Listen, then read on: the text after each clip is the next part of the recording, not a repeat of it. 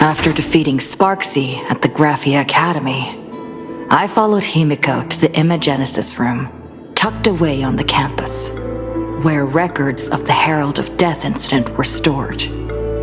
There, we ran into Himiko's father, Ryusuke, and the two parted on bad terms after the conversation.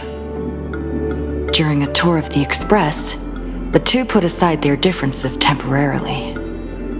Afterward, we received an invitation from Pearl. She wanted to discuss a partnership with me as a fellow supplicant and invited me to visit her company, Perlux Corp. At Perlux Tower, we had a friendly spar with the superheroes, the Daybreak Squadron, and a tour of the Mechatron production process. Pearl suggested that we join forces and host an Astral Express-themed convention, Star Rail Fest, to lure out the remaining supplicants. Meanwhile, Pearl also ordered Detective Ashvale to look for leads on the new Herald of Death case. The detective's relentless pursuit eventually led him to his prime suspect, the charity organization known as the Research Society of Happy Smiles. Both Ashvale and Kuchiba witnessed the uncanny ability of Full Wish, president of the Smile Society, to stir up a crowd. Realizing Full Wish was attempting to interfere with the Phantasmoon games, the two paid a visit to Ashvale's old acquaintance, Cinderborn of the Daybreak Squadron. During the conversation with Cinderborn, Ashvale sensed a deep, dark secret behind the happiness surgery that the society offered to its members to erase their pain. On the day of the Star Rail Fest, we were invited to the exhibition as special guests. During our visit, we ran into the mysterious Evanesia again. She also happened to be a hardcore fan of the comic series The Fluffy, so we ended up exploring the festival dedicated to the Express together. However, as we passed through the Xianzhou Law Fu exhibition area, the Daybreak Warriors challenged us as supplicants. Their provocation was accompanied by a smear campaign against me from Full Wish TV.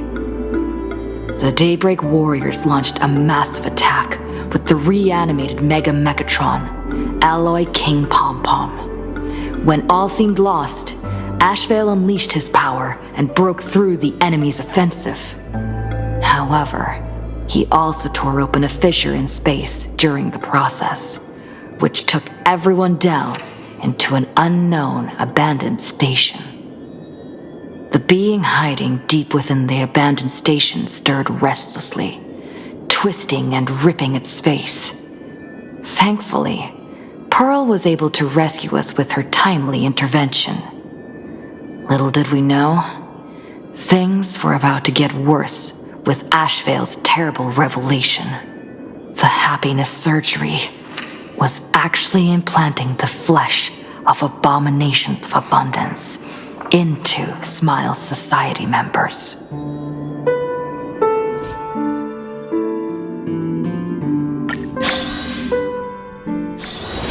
Say, this is a pretty good spot to set up a Sparksicon.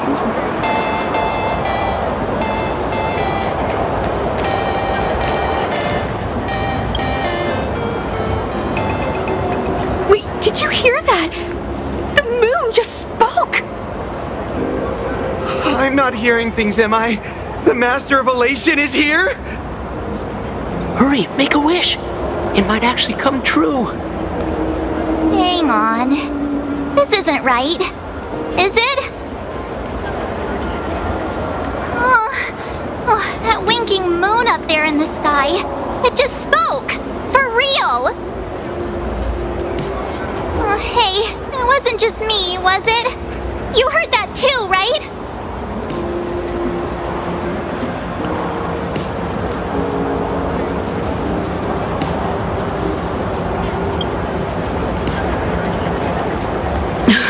I heard it too. That's why I came straight back for you. The winner of these Phantasmoon games shall inherit all my authority and become the true, permanent Eon of Elation. Which means...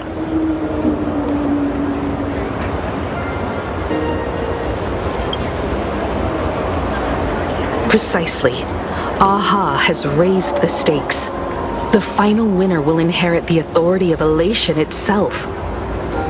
Are you serious? This is so wild. It doesn't even feel real anymore. Every time a path has vanished or been absorbed, the cosmic turmoil has lasted for dozens of Amber Eras. The transfer of an Eon's divine authority. How could that ever amount to a mere wager, lightly traded in a single world's game?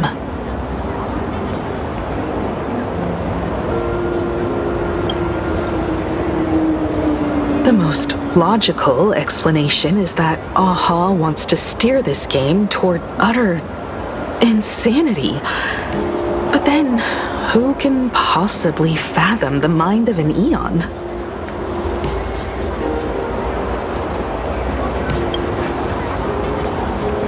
Not every Phantasmoon game's ending has been recorded. Many were lost to time, most likely a consequence of the winners exercising their newfound divine authority. But as far as recorded history goes, this is unprecedented. After all, the chance to be an Eon for just 1 minute is already an irresistible lure for many.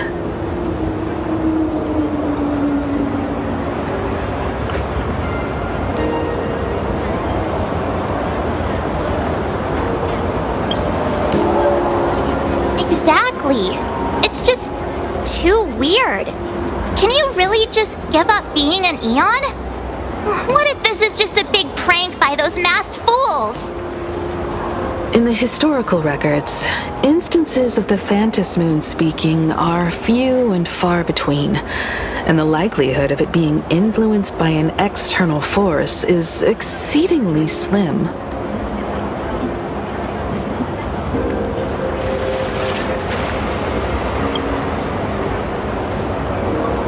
Basically, unless what the Phantasmoon said is some cruel joke or a play on words, once the games are over, a new god will be born.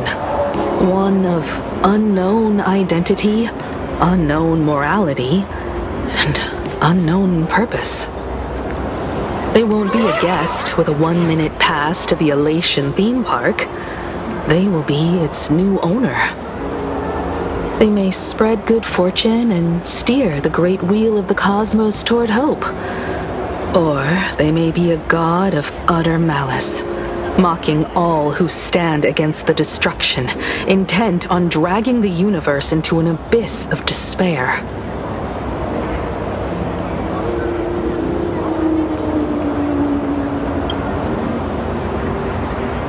You mean a pessimist sees a half-empty glass, but an optimist sees a half-full one?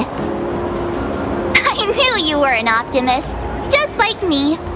Besides, there's no way the Eon of Elation would let their authority fall into unworthy hands, right?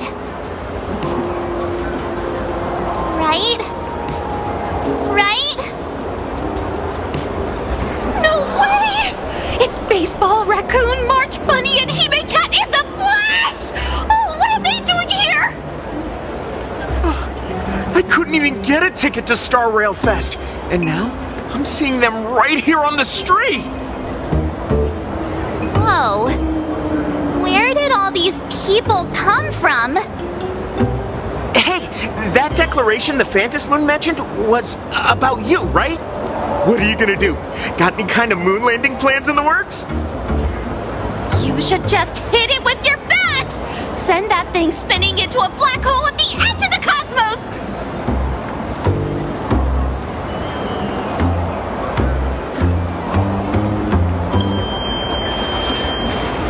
You smash anyone who stands in your way with that bat! The way they say it makes you sound like a supervillain.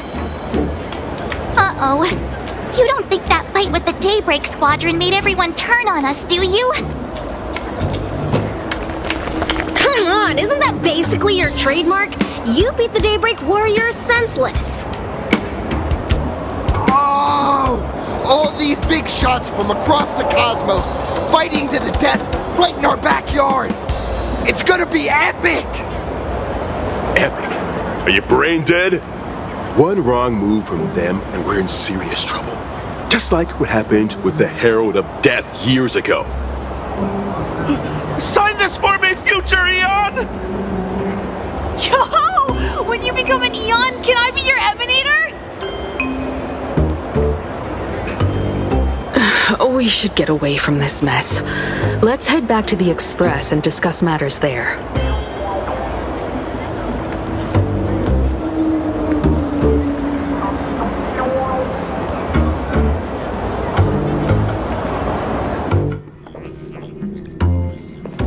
You're back. Himiko messaged me. She filled me in on the Star Rail Fest and the Phantom Moon's declaration. Things really are changing fast.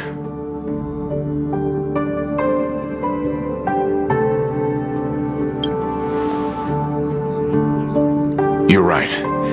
The fact that the Phantom Moon openly made a promise is anything but ordinary. To prevent the divine authority from falling into the wrong hands, the supplicants may go to any lengths now with their tactics and actions. After all, in most people's minds, they alone are the ones best suited to wield power. Right or wrong has little to do with it. Such is the nature of human will. Yeah, and that may be exactly what the Phantom Moon wishes to see.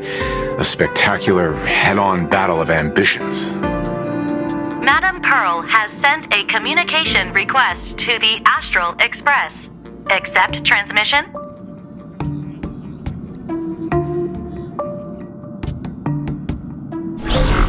It hasn't been long since we parted, and here I am disturbing you once more. My sincerest apologies. Please, there's no need to apologize. Given the urgency of this transmission, Madam Pearl, I assume you wish to discuss the Phantom Moon's recent declaration. Nothing manipulates people's emotions quite like that moon in the sky. A permanent handover of divine authority. It is unprecedented. I can't help but wonder whether some malicious presence lurks behind the Phantom Moon. Still, who else but the Elation themselves could wield such control over it? In any case, the Phantom Moon's speech has made the public realize that the power to create a god is in their hands. Their emotions, and perhaps even their wish power, are swelling to historic levels. The Department of Aberration Defense even detected a surge of agitation and unrest among the Imaginae. When normal people believe power rests in their hands, their decisions tend to grow more radical and reckless. Please, be careful, and make sure to protect yourselves.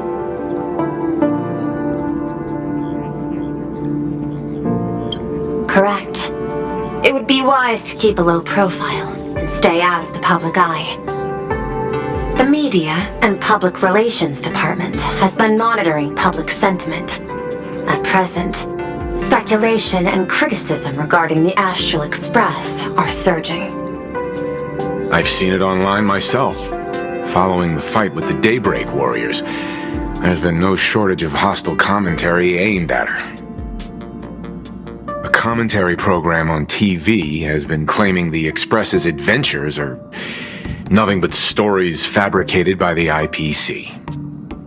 Many believe the Astral Express is oppressing the local heroes, and some are even speculating that she is the new Herald of Death. What the? What's wrong with these people? These narratives are undoubtedly being amplified by media platforms steered by Full Wish. I've received a report from the Security Bureau. They tell me that many fans of the Daybreak Squadron have been stirred up and are threatening retaliation against the Express. I'll reinforce security in case agitators attempt to storm the station.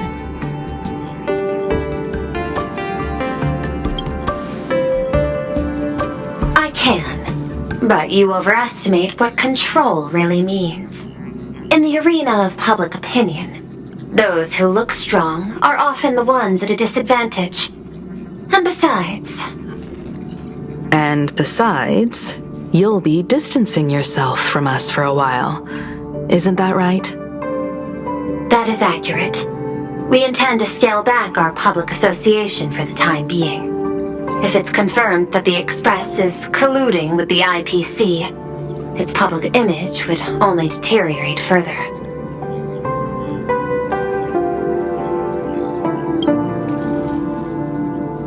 Regrettably, I cannot agree to this. Clarifying the facts amid a frenzy of public sentiment is like trying to quell boiling water by stirring it. It only fuels the flames. The happiness surgery causes recipients to undergo an abundance transformation. Disclosing such sensational information would probably be taken as a hoax, or trigger public panic. I will instruct the Department of Aberration Defense to verify the true mechanism behind the happiness surgery as soon as possible, and assess its potential impact. I strongly advise you to exercise restraint in front of the media. Even the smallest statement can be selectively edited and misrepresented.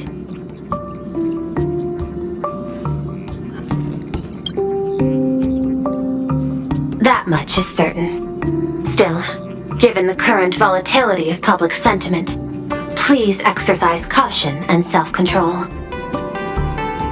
I sincerely hope that the Phantom Moon's declaration will not disrupt the goodwill between us. A greater danger still stands before us.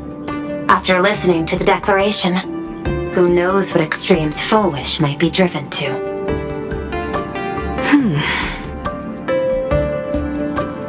Affairs demand my attention, so I must excuse myself. Should there be further developments, I will keep you apprised.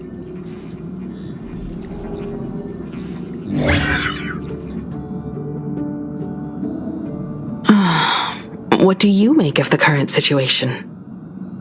We need to take action and put a stop to Full Wish before things get even worse. Even if I'd never joined the Phantom Moon Games, I'd still make this decision.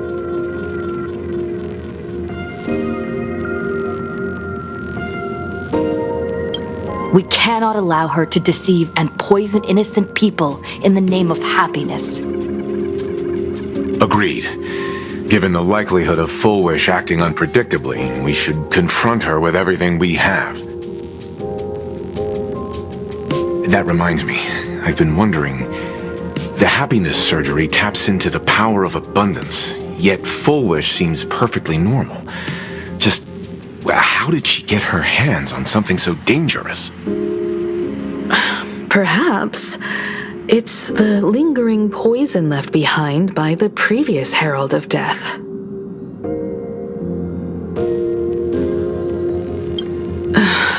15 years ago, the monster who turned living flesh into his artwork would, in the heat of combat, slip into bouts of frenzied elation and delirium. The murderous mark he left behind, the bloody bloom, was no mere delusion. According to his interrogation transcripts, he claimed to witness a brilliant golden tree promising him everlasting life. He claimed that in his hallucinations, the golden tree's branches coiled around him, drowning him in frenzy and pleasure. He wanted its blossoms to bloom before all, and to bring about that miracle, he was willing to slaughter without restraint. In hindsight, it's clear that the Herald of Death was a supplicant who bore the power of abundance. The tragedy he orchestrated in Planarcadia ultimately forged another version of himself, Full Wish. Right now, in Planarcadia, how many have undergone the happiness surgery and turned into potential abominations of abundance? It's a terrifying thought. Full Wish, what has happened to you over the years? hiding behind these innocent people? What are you really trying to accomplish? I need more information about this junior of mine. I plan to head to Graphia Academy. Care to join me?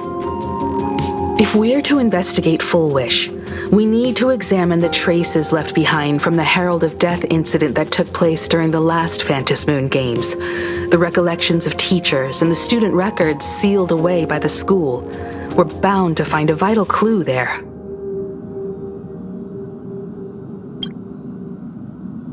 If you're set, let's get moving.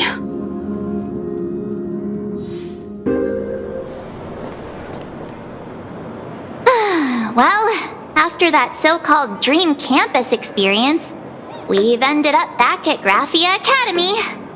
It's almost like revisiting the place after graduation.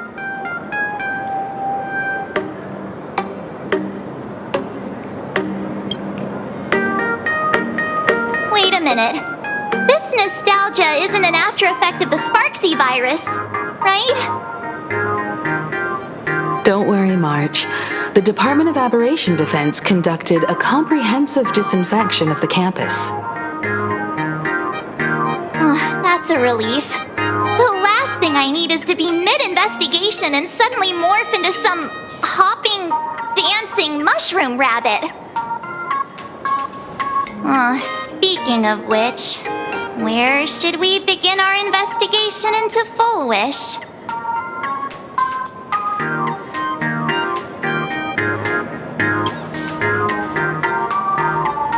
I think it's best we see my father first. It's only appropriate that we obtain permission from the Dean before proceeding with the investigation. 15 years have passed, but there should be a backup of the student files, work logs, or visitor records, and only he knows where they're stored. Let's go then, to the Dean's office. Say yes?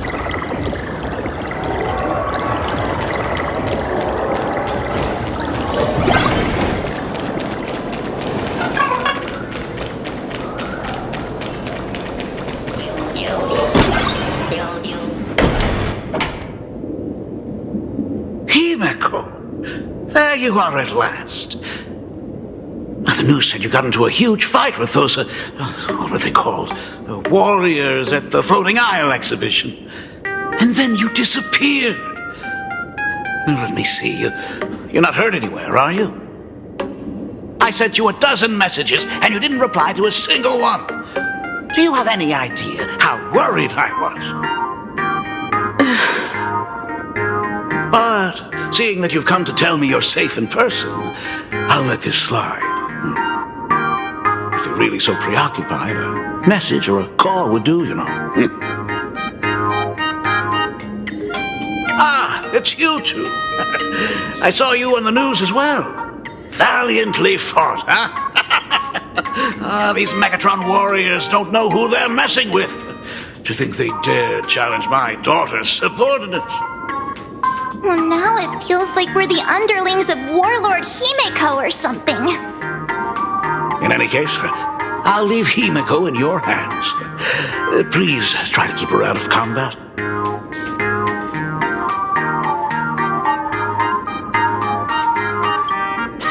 Stop!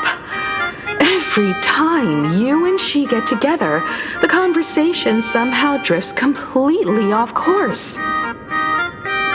I'm fine. I'm good. Your daughter's no porcelain doll. We came here to...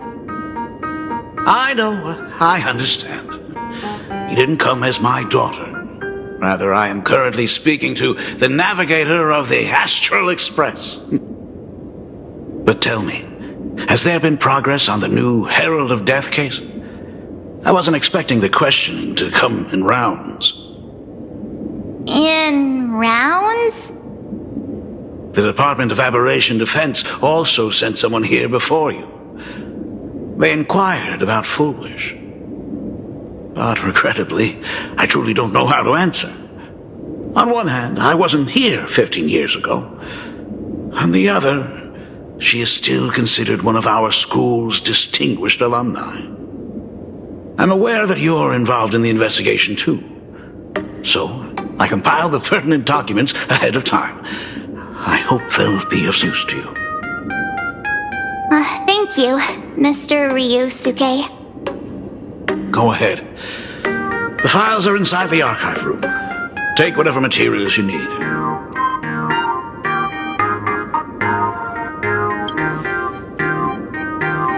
To be honest, it wasn't until the Herald of Death incident 15 years ago that I first learned her name. As the Dean, I should have met up with her more often and tried harder to soothe the wounds it left on her. I just couldn't.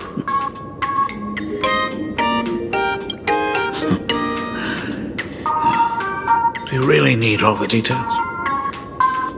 The whole serving as a model example thing. I don't want to tarnish it completely. I knew it was a selfish thought, but I just couldn't help it. Back then, whenever I heard her name, I thought to myself, if someone was able to survive the incident, then why couldn't it have been my daughter?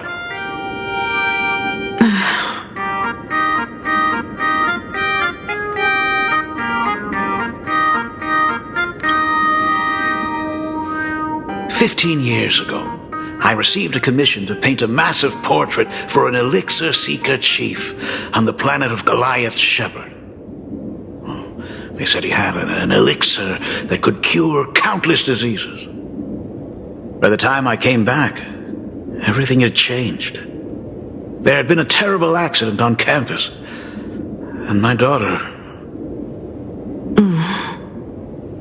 Even though I knew my presence here wouldn't have changed anything, because of that incident, I made a promise to never leave this world again during the Phantom Moon Games. That's why I immediately flew here when I heard about the full Phantom Moon. But, once again, I was too late. And the supplicant called Sparksy had turned the campus upside down.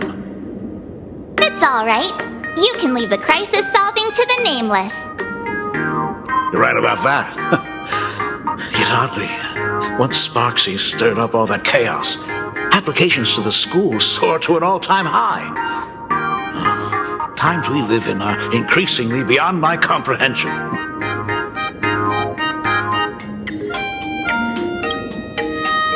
You're always welcome. Other than the archive room, you could also try talking to Miss Dolly. She's the longest-serving faculty member here and likely knows the most. Then we'll try the archive room. Let's go, you two.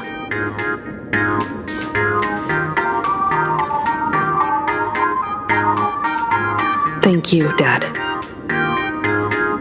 We should be able to find the archive room and Miss Dolly around... in the Genesis classroom, right?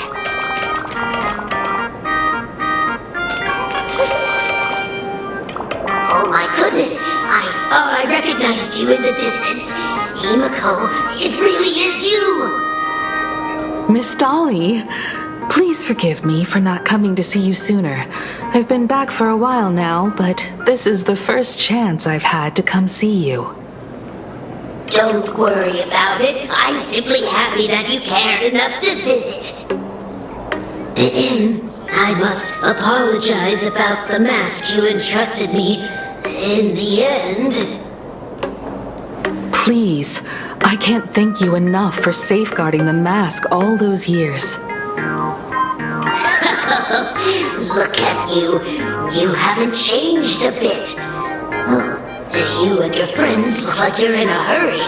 Is there something you need to attend to?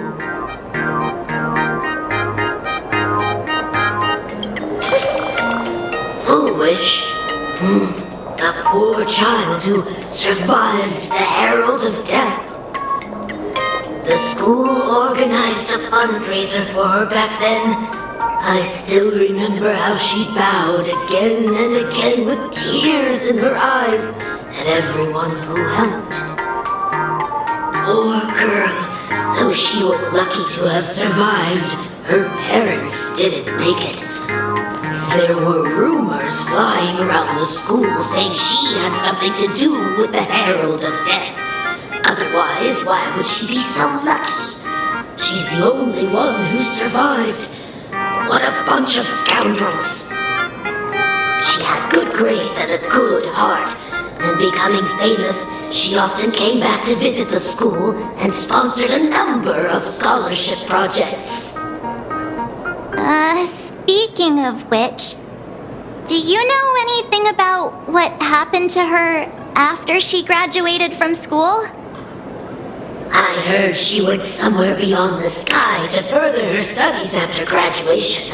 She had the chance to work for the Interastral Peace Corporation, but chose to return home and take over Seafeld TV instead, which was on the verge of bankruptcy. Somewhere beyond the sky. Miss Dolly, do you know where she went exactly? I never heard. However, she pushed out many projects after taking over the TV station and managed to expand their business to the whole of Planarcadia in just a few years. That is all I know. Thank you, Ms. Dolly, for your intel. Teacher, the gym teacher is sick again.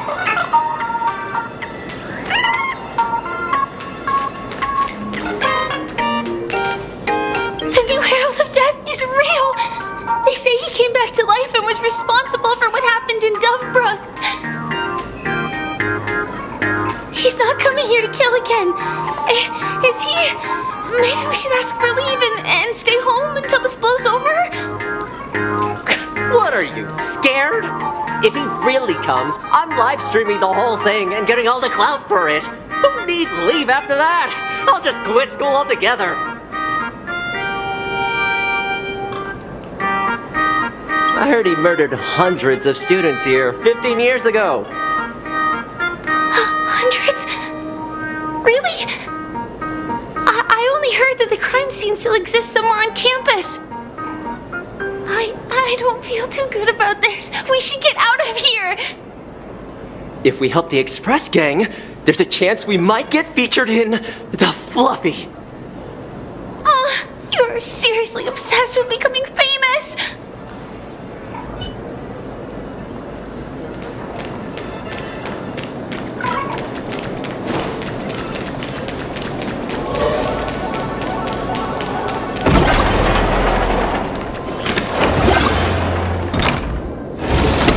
The atmosphere in this archive room is giving me the creeps.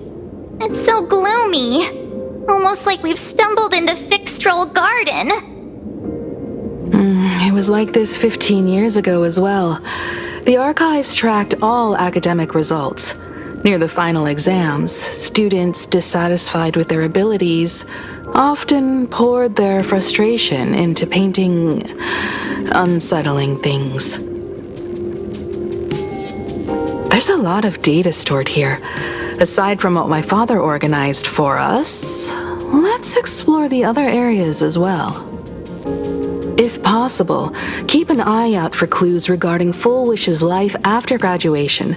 She returned to her alma mater frequently, so there must be records of her visits. Dabbling in technology related to the abundance. Where exactly did she acquire it? Perhaps her past holds a clue.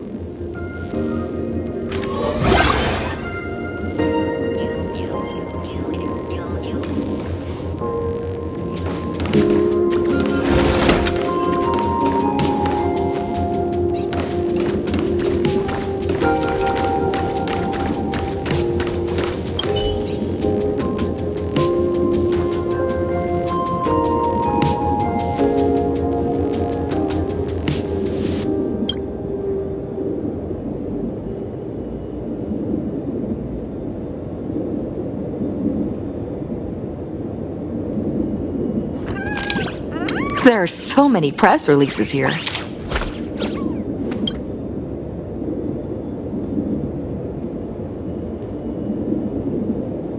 The school's annual Distinguished Student Register from 1982 to 1984? For 3 consecutive years, first place was always Foolish.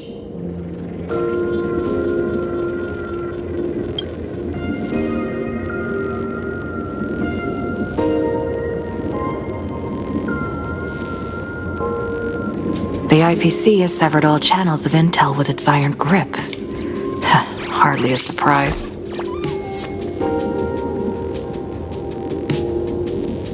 Formal caution regarding a student's non-compliant hairstyle. Disciplinary action concerning a student's involvement in 3 food poisoning cases. Disciplinary notice for a student's involvement in a physical altercation.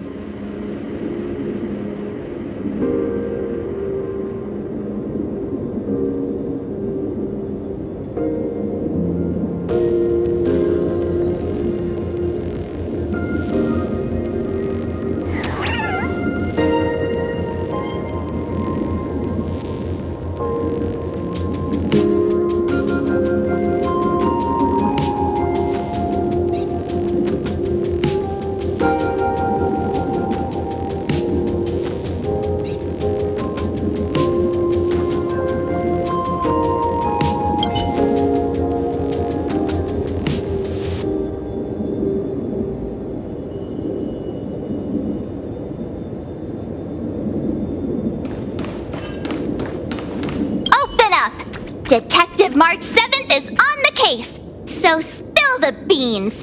How much do you know about what happened 15 years ago? You've got the wrong guy, I swear. I'm just an innocent, cursed imaginary. I can't even move from the spot. I don't know anything. Ribbit. The dean ordered me to dig up whatever materials I could find for you all to read.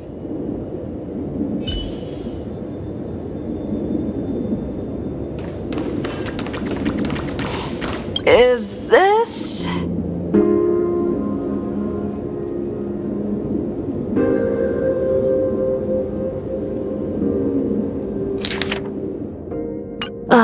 did they really have to put this here?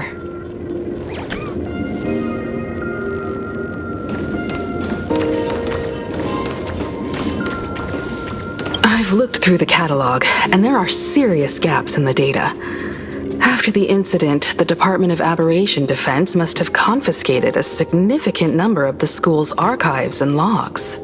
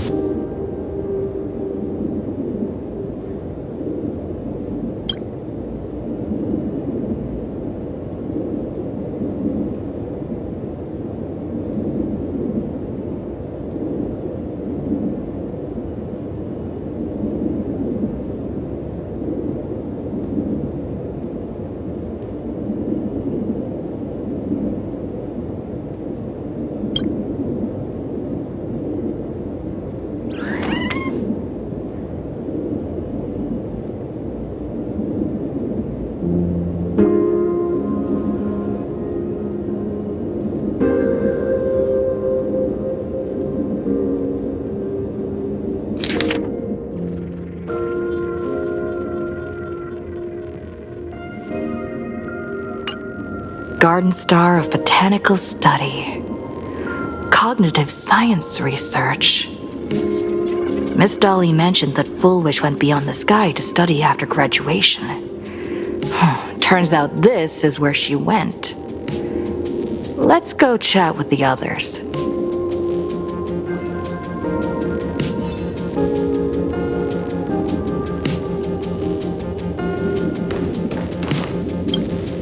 Well, did you find anything?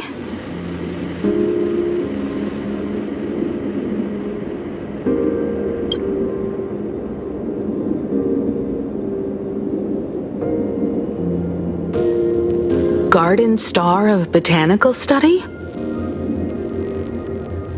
It appears to be a greenhouse world located within the Consternation Star Zone. Ah, found it. Its property ownership is registered under a specific school within the Intelligentsia Guild. Strange. The name of the school is encrypted. I've heard conspiracy theories claiming the Herald of Death from 15 years ago was actually someone from the IPC. Given the great lengths the IPC went to in wiping away all traces after the incident, perhaps the rumors are true. Fullwish was hurt by the Herald of Death. Yet after studying in an institution funded by the IPC, she became a suspect in the new Herald of Death incident.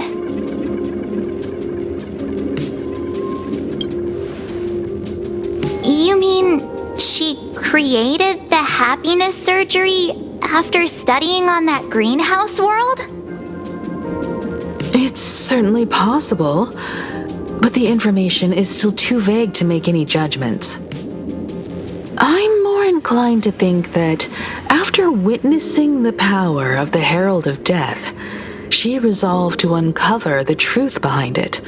That's why she went to another world to study after graduation. But is the knowledge she gained in just a few short years enough to create the happiness surgery? If the power of the abundance used in the happiness surgery stems from the Herald of Death's lingering poison, would the IPC, who have tried to hide this in every way possible, really be unaware of her actions? There are too many things here that an ordinary scholar simply couldn't achieve.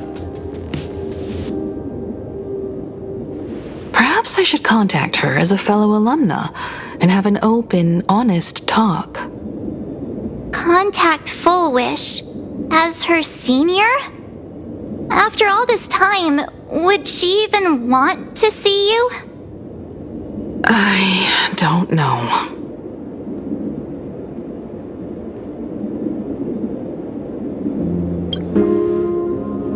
Back then, I had taken a leave of absence from university due to health issues, so I was doing some idle work at my father's school to clear my mind.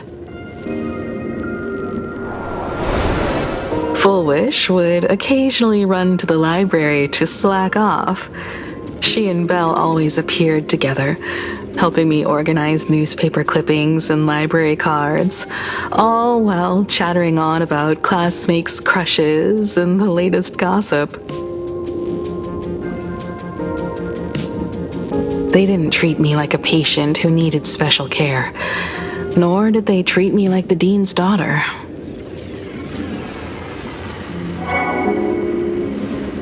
We often shared snacks brought from home and secretly dug out the school's collection of ancient books and paintings to admire them. Fullwish, she was the model student, always knowing a little more than everyone else. Her questions often went beyond the textbooks, pushing past the boundaries of what someone her age should know. When she looked through those illustrations of Imagine, her eyes would always sparkle. I could feel the passion in her eyes, and an unspeakable sense of loneliness. If she still remembers our old friendship, she will meet me. Fullwish is walking a dangerous path right now, and the deeper someone walks into the abyss, the more they crave the recognition and understanding of old friends. I want to ask her myself, why has the happiness she pursues become an illusion that can only be maintained by a taboo surgery?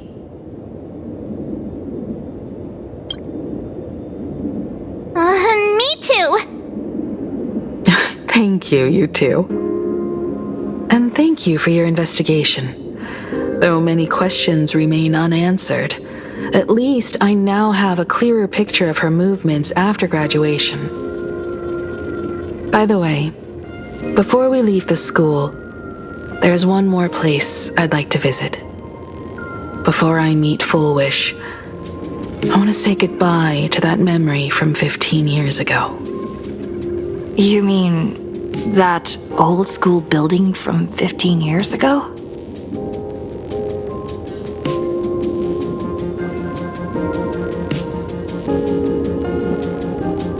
We have all the clues we need, and the culprit is... me.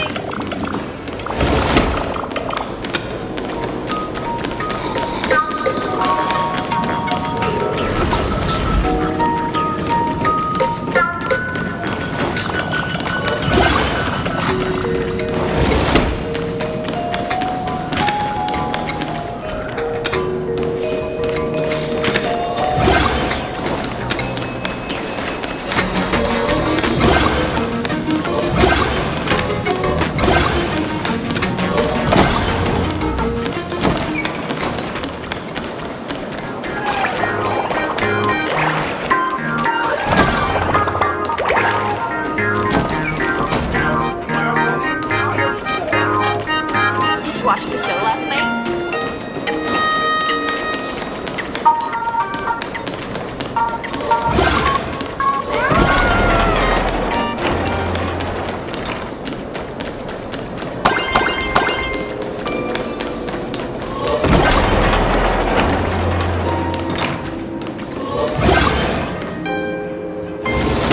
I'm so sorry.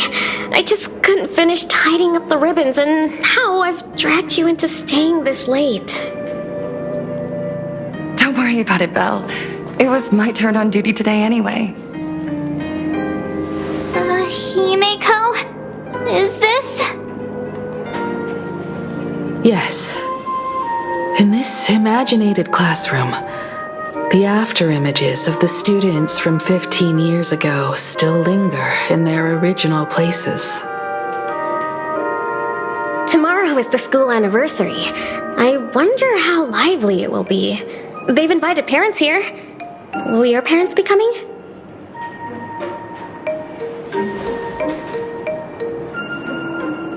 Oh, Full Wish?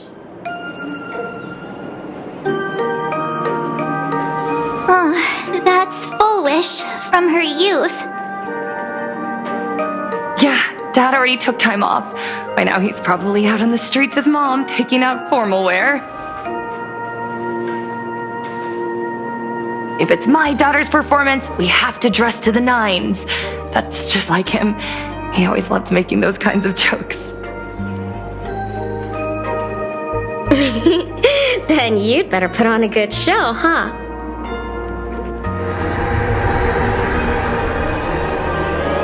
There won't be a show anymore, Belle. Because unexpected guests have arrived. Everyone from the Astral Express and Himeko. I didn't expect to meet you here. Did you enjoy yourselves at Star Rail Fest? Did you grant those smiling kids their wishes and bring joy to everyone? Full Wish. Himeko, you recognized me at just a glance.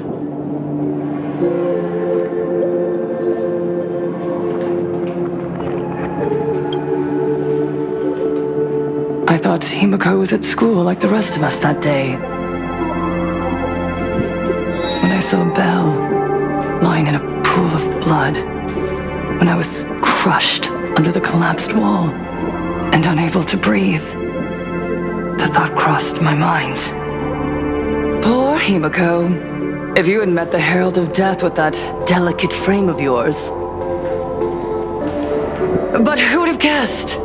You're alive and living quite well. You became the navigator of the Astral Express, roaming freely beyond the sky, just like the three of us used to talk about in our chats. Your dream came true.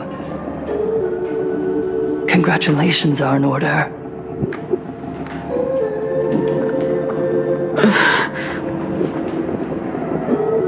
Himiko, do you know 15 years have passed? And my wounds have mostly healed. Regrettably, there are some scars and emptiness that time can never heal. Look around. Even here, even with these phantoms, their seats are still empty. Belle, Leon, Ziania, Mia, and so many others. 15 years have passed, and I've learned that time isn't a cure. It's a shroud, binding itself around me, layer upon layer. So I made a decision. I'm going to tear it open. I'm going to let everything bloody and unforgettable beneath it see the light of day again. See the light of day? You were a victim of the Herald of Death, only to become the second Herald of Death yourself? You intend to use a power you can't possibly comprehend to win the Phantasmoon games. How are you any different from that monster back then? From the monster that took your parents' lives?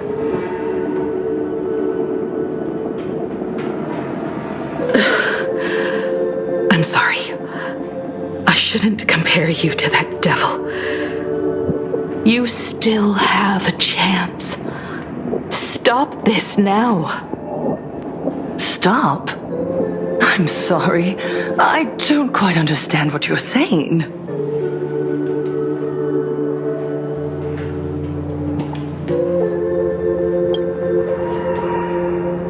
I would advise everyone to think twice before making rash accusations.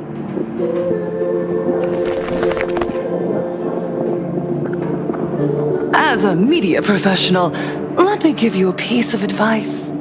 From now on, when you're in front of a camera lens, watch your expressions and be cautious with your words and actions.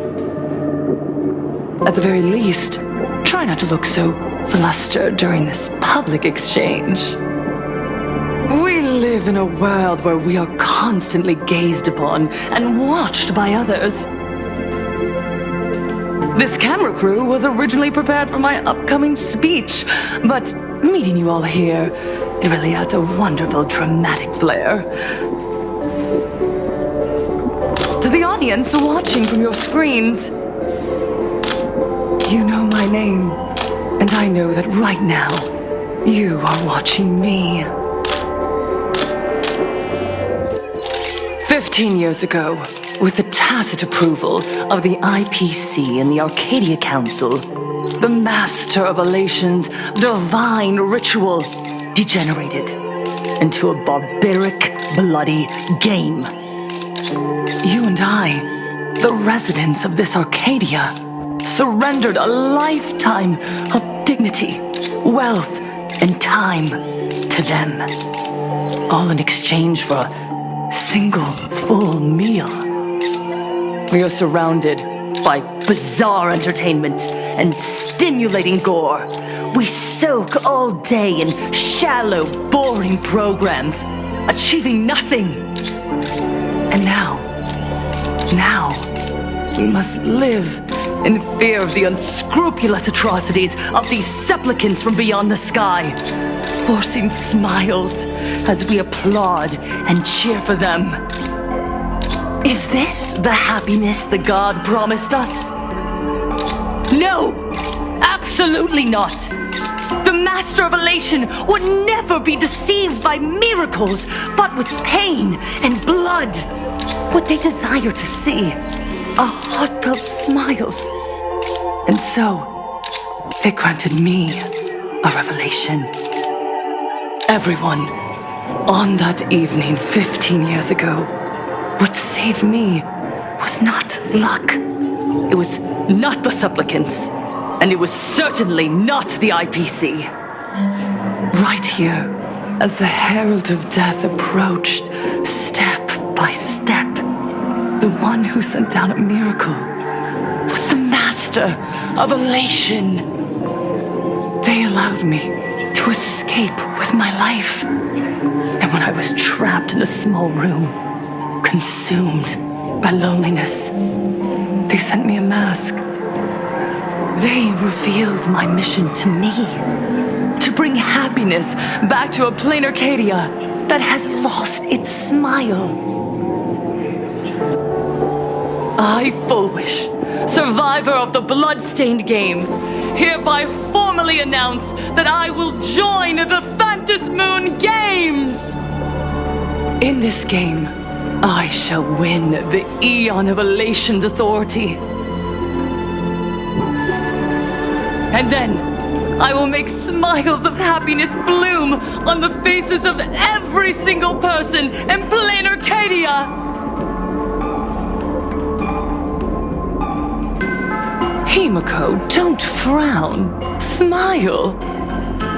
I will bring happiness to you too, just as I will bring it to everyone. I won't manipulate the Phantom Moon Games like those high and mighty IPC executives. Nor will I treat the rewards granted by the God of Elation as bargaining chips for profit.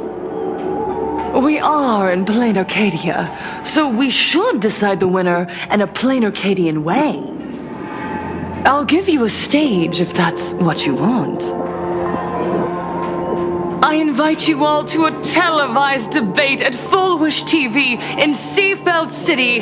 The invitation extends to all supplicants. A Planarcadian way? That's just a way that benefits you. We're not going. You can refuse, of course, but then, under the gaze of billions of viewers, you must accept your public image as frauds deceiving the world and cowards with guilty consciences. Remember, this isn't just an invitation. It is your only chance to defeat me in front of everyone, since you believe you represent what is right. The stage is set. Come and perform this final act that will determine the future of the Arcadia with me. Or simply leave. The choice is yours. Darn it! Are we just going to let Fullwish walk away? We are right in the middle of the cameras she prepared. Remember to be cautious with your words and actions. Let's leave here and return to the Express.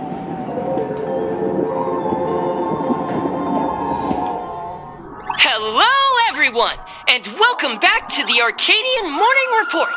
We're continuing our exclusive coverage. Just moments ago, we received some shocking news. The head of our station, Lady Fullwish, has officially announced that she will be entering the Phantom Moon Games as a supplicant. At the same time, Lady Fullwish has announced a blockbuster special! The end of a century TV debate! She's inviting supplicants to the Fullwish TV studio to discuss and debate the topic, what kind of future will the Phantom Moon Games bring to this world? What a magnificent topic! At a time when supplicants from beyond the sky are brazenly suppressing and insulting our local heroes, finally, a supplicant has appeared who truly cares about and represents the citizens of Planarcadia. Too true!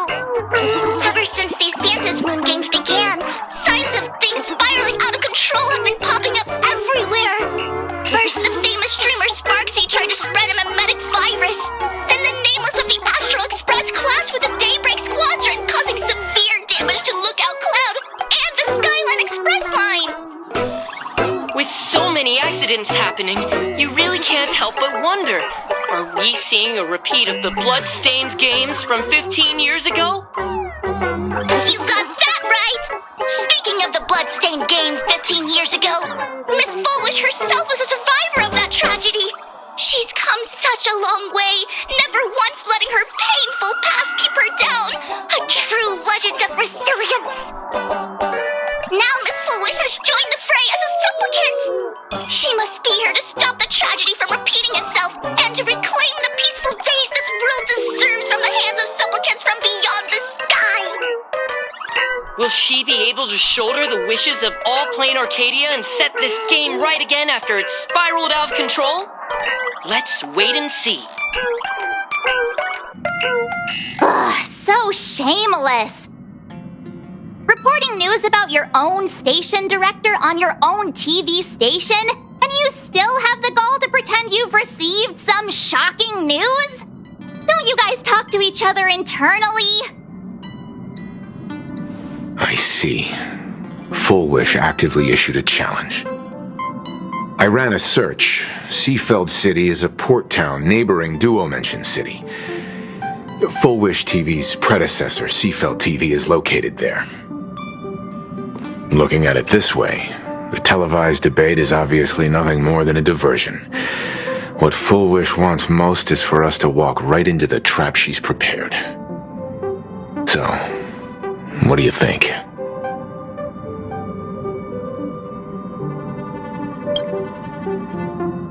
You're really going to the TV station to fight her? I'll go, but not to debate. I'm going to tear off her mask of happiness in front of the entire audience. But before we act, I need more help. Help? We can all help you. Wait, do you mean...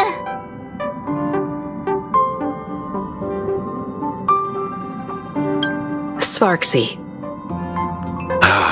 Ever since Sunday was dragged into the Phantom Moon Games by Yao Guang, he hasn't returned for days. However, I haven't heard of him making any public appearances either. Asking him to cooperate as a wildcard right now is a good idea. But what's the deal with finding Sparksy? Whether Sparksy counts as our ally is a massive question mark. But right now, there is indeed something we need her help with. Fullwish said that when loneliness trapped her in that small room, the Master of Elation sent her a mask.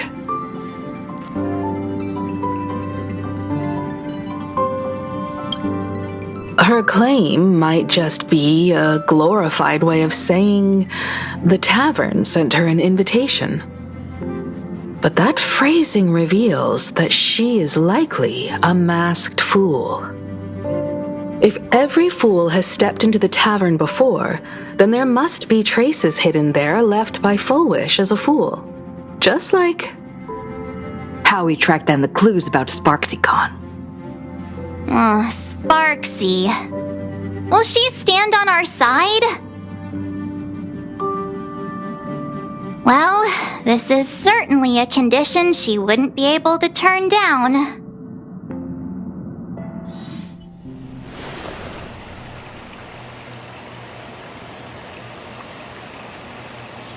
You just said, as for the brewing storm, whether the turmoil once again is the result of the laughter's mischief. What exactly was that supposed to mean? You mean to say the Joy Seeker wants to destroy the very rules they laid down, the game they wove with their own hand? Come over here.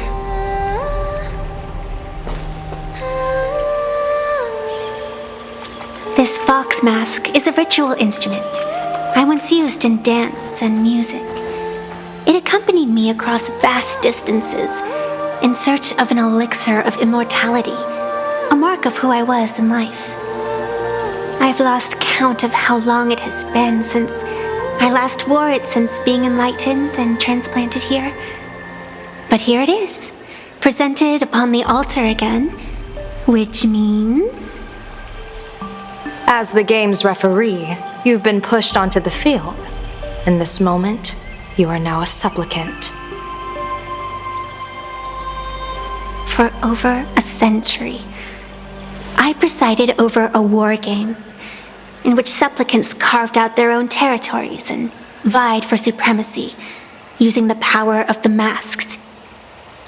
I've also hosted survival games where emanators took the stage to compete, invoking eonic powers to try and slaughter every last opponent in a single day.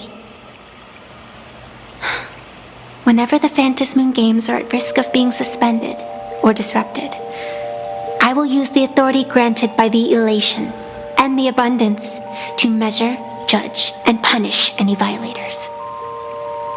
I guess you could call me the security protocol for the Phantom Moon games. But now, someone has gone and designated me as a supplicant. It's utterly unheard of. Who else but the Laughter could pull off something like this? Perhaps. Some entity harboring a deep-seated hatred for the Laughter. Who could it be? Entities like that. I couldn't count them all even if I used my toes. I warned that jerk ages ago. Take a joke too far, and you're bound to make enemies. See? Instant karma. Never mind who he is or what he's after. We're here now. So what do you plan on doing? Fortune rests upon misfortune, and misfortune gives rise to fortune. Becoming a supplicant isn't necessarily a bad thing. Wouldn't that allow you to step openly into this chaos and drag the puppet master into the light? You're looking to team up with me? Team up with someone from the abominations of abundance that you Xianzhou people despise? That's hardly appropriate.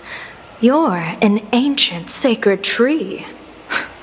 It's the furthest thing from an abomination of abundance, no? Oh, your standards are certainly flexible. The hunt and the abundance. We really make quite the interesting pair.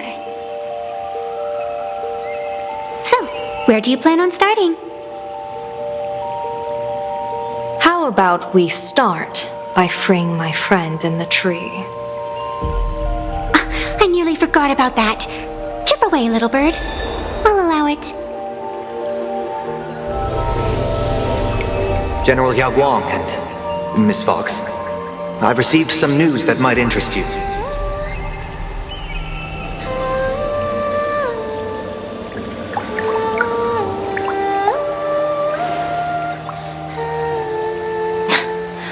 A happiness surgery that wipes away suffering.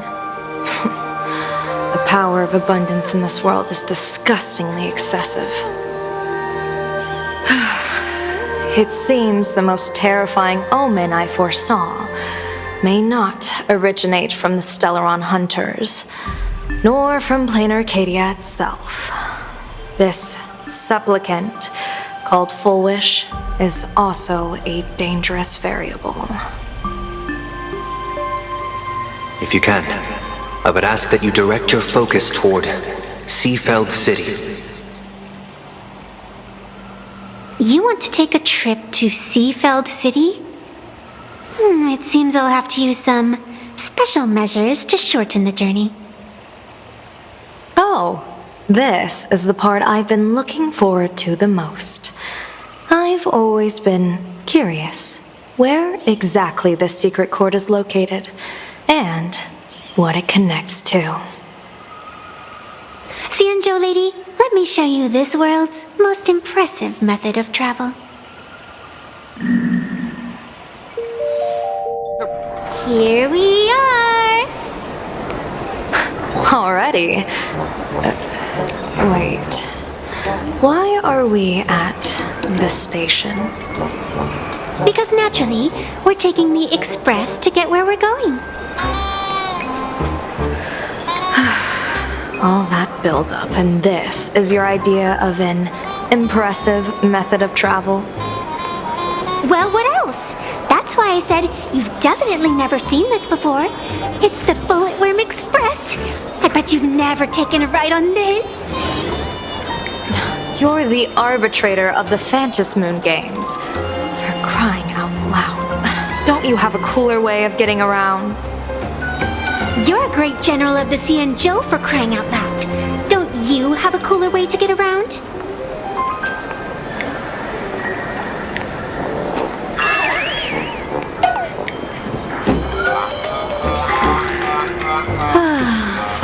Fine.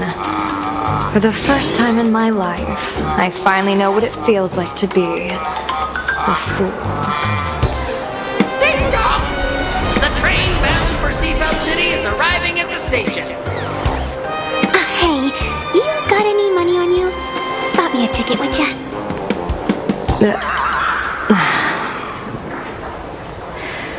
That's the second time.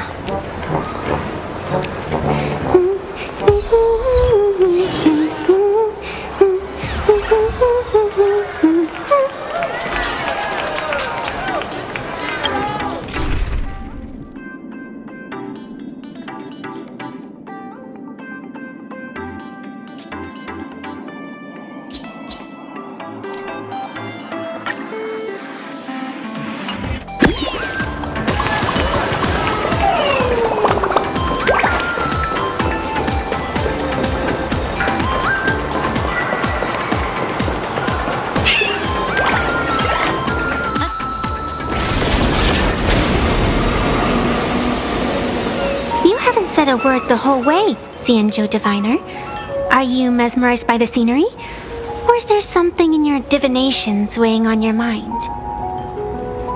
After casting divinations 1,000 times, one may learn to keep a still heart. Yet, each foreseen omen of doom still clouds the inner lake with gathering shadows. That is why, before divining, I usually wipe clean my mind's eye to clear away stray thoughts, lest the outcome be disturbed. Take a word of advice from someone slightly your senior. Maybe it's nothing new to you. If we treat every approaching calamity like a final reckoning, wouldn't an infinite lifespan turn into prolonged suffering? Enjoy the present. Indeed, yet worldly joys are fleeting as morning dew, while our duties are as immovable as heavy mountains. Diviners often miss the fun right in front of them because they foresee tomorrow's suffering. But have you ever thought about this?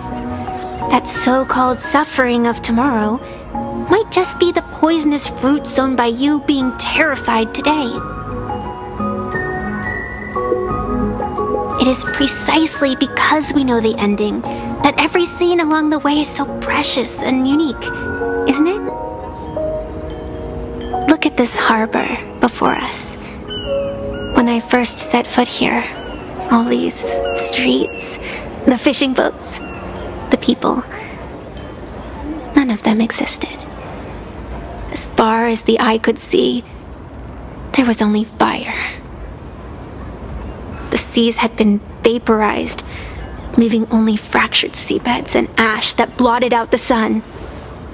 The demonic legions from beyond still hadn't departed, and the waves that would surge into Dovebrook had, in that moment, not yet arrived. Just on the mountain over there, a painter and I looked out at the iron-red scars on the earth. She told me, that which vanishes is bound to return. She swore to use her brush to preserve everything claimed by the destruction. It seems she succeeded. And so, I too shall keep my promise to her, maintaining the course of the Fantas Moon Games until the sands of time slip away. With every descent into this game's cycles, I shall enjoy myself to the fullest. Like sipping tea, be it sweet or bitter, I shall savor the flavor of every instant. To do otherwise would be a disservice to the people and things that have passed. To savor a fleeting moment against the backdrop of eternity, naturally the flavor is profound. A pity, though.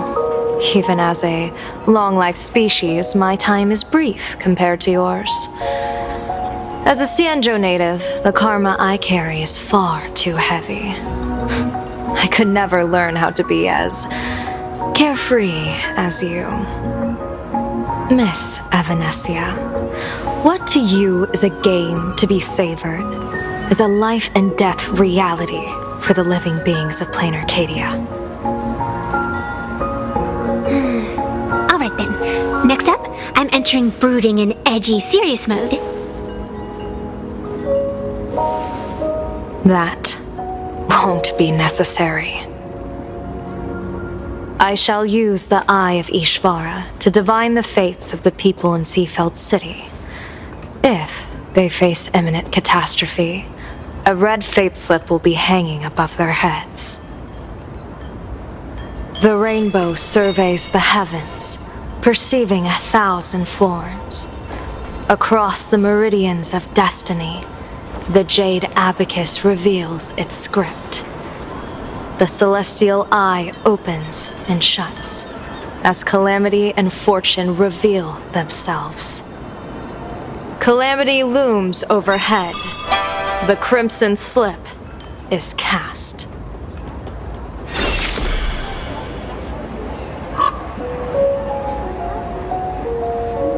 Mr. Sunday will share my insight with you through the spirit bird, Miss Evanescia. Please, bear witness. Is that their fate hanging over their heads? Precisely. Come on, let's take a closer look.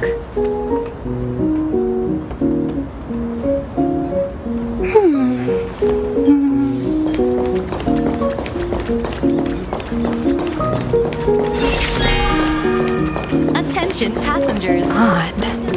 Why do these people have wheel slips hanging over their heads?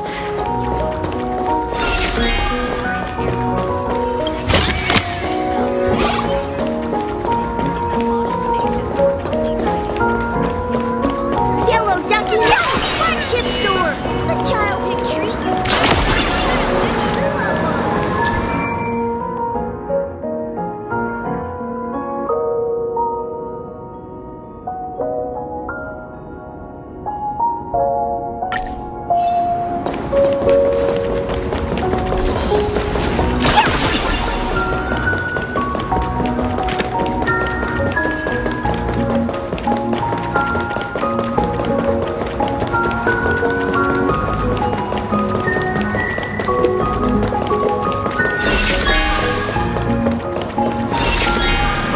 Astral Express! Boo! Get out of Seafeld City! Astral Express! Boo! Get out of Planarcadia! Oh, good afternoon. Would you two lovely young ladies care to join us in protest for the bright future of Seafeld City? Hey, Pops. You guys are grinning like it's a holiday festival, but your slogans sound so fierce. Doesn't that feel a bit weird? We Seafeld folk pride ourselves on our manners. Even when expressing dissatisfaction, we do it with a smile. Now that's real happiness etiquette. We won't let anyone ruin this serenity. Come on, ma'am. Wave a flag with us. You'll feel better in no time. Their emotions are so synchronized. It's like they rehearsed it.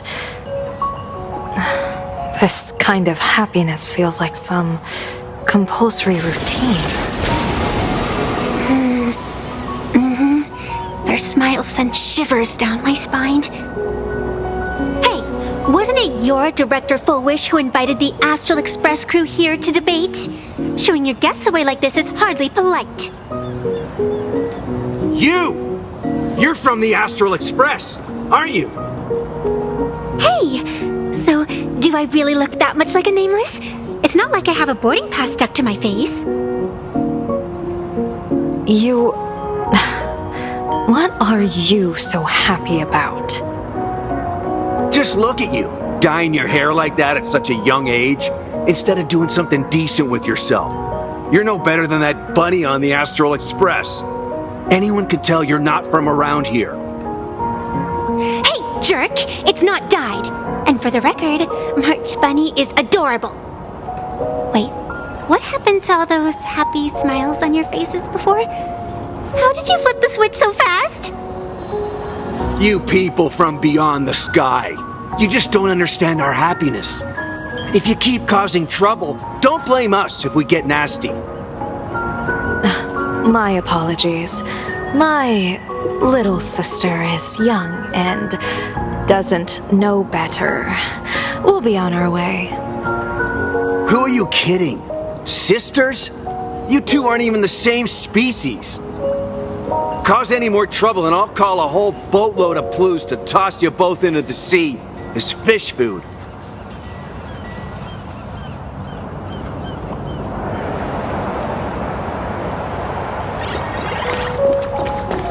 Yellow Ducky Nibble's flagship store! My childhood is back!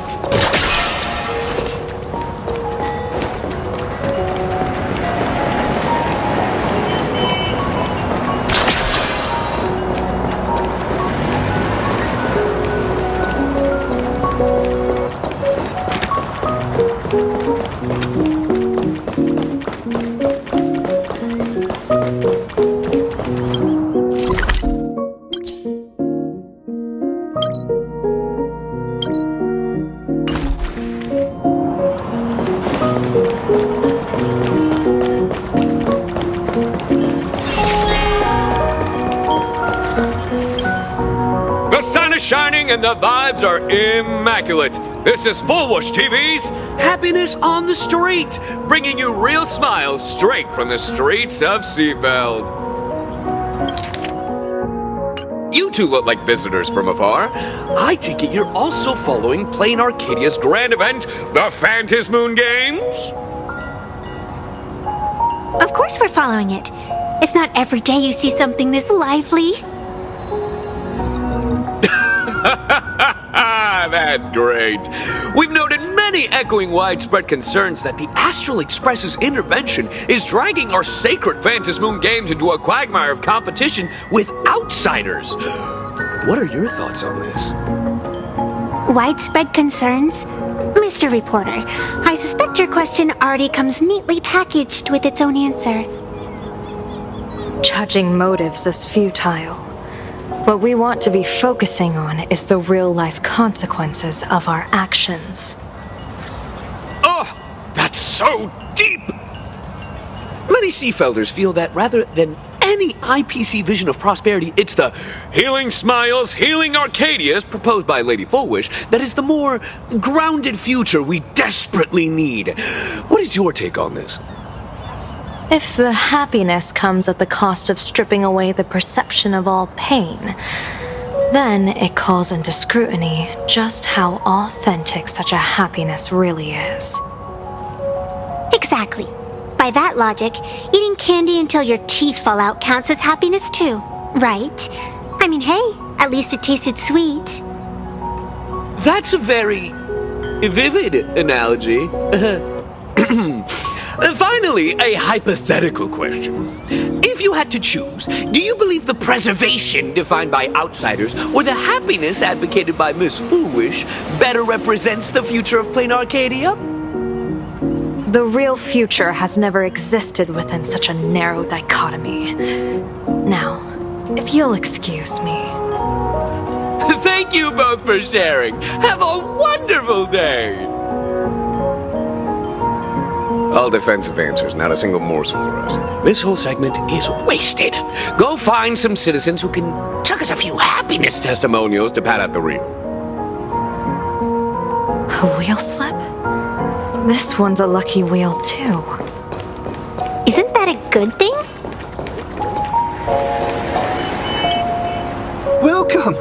Come try our happiness soda. One sip, and you'll be as lucky as Director Full Wish all day long. Why is it always Full Wish? Doesn't she work in media? What's that got to do with soda? Oh, you're an outsider. You would know. Director Full Wish is Seafeld City's pride and joy. She grew up just a street over. She's a true daughter of Seafeld. Can you imagine? After that terrible disaster 15 years ago, that child lost her whole family. Just a little kid. Truly heartbreaking. But she did herself proud. She pulled herself through it all, relying on sheer grit and optimism. Full Wish TV, back then it was still called Seafeld TV, even produced a special documentary about her called A Smile Against Adversity. I can't even tell you how many people were touched by it. And now, despite all her success, she hasn't forgotten to bring happiness to everyone. It's just amazing. Do you really feel happy right now? Of course! Just look at how happy I am. It's all thanks to the Research Society of Happy Smiles and Miss Full Wish. She not only supports the local economy, but she's brought with her a positive attitude toward life. We can all be just like her. Forget about all those painful memories from the past and just be happy every single day. Well, if you ask me, only someone who's come from suffering like her can truly want what's best for all of us. She's the one who could deal with all... Come on, why don't you try some? It's on the house. You simply have to experience the unique taste of happiness that we have here in Seafeld. Guaranteed to make you forget all your troubles. This Full Wish really is something else. And this is also a wheel.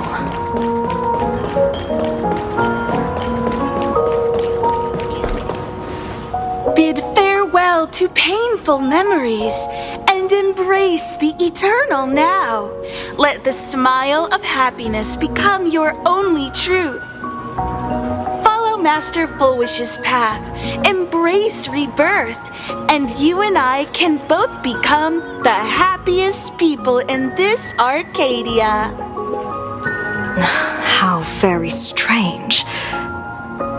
No matter how many times I perform the divination, the signs hovering above the passers-by in Seafeld City are all wheels, signifying peace. Is my Eye of Ishvar suffering interference from a supplicant's abilities here? But how is that possible?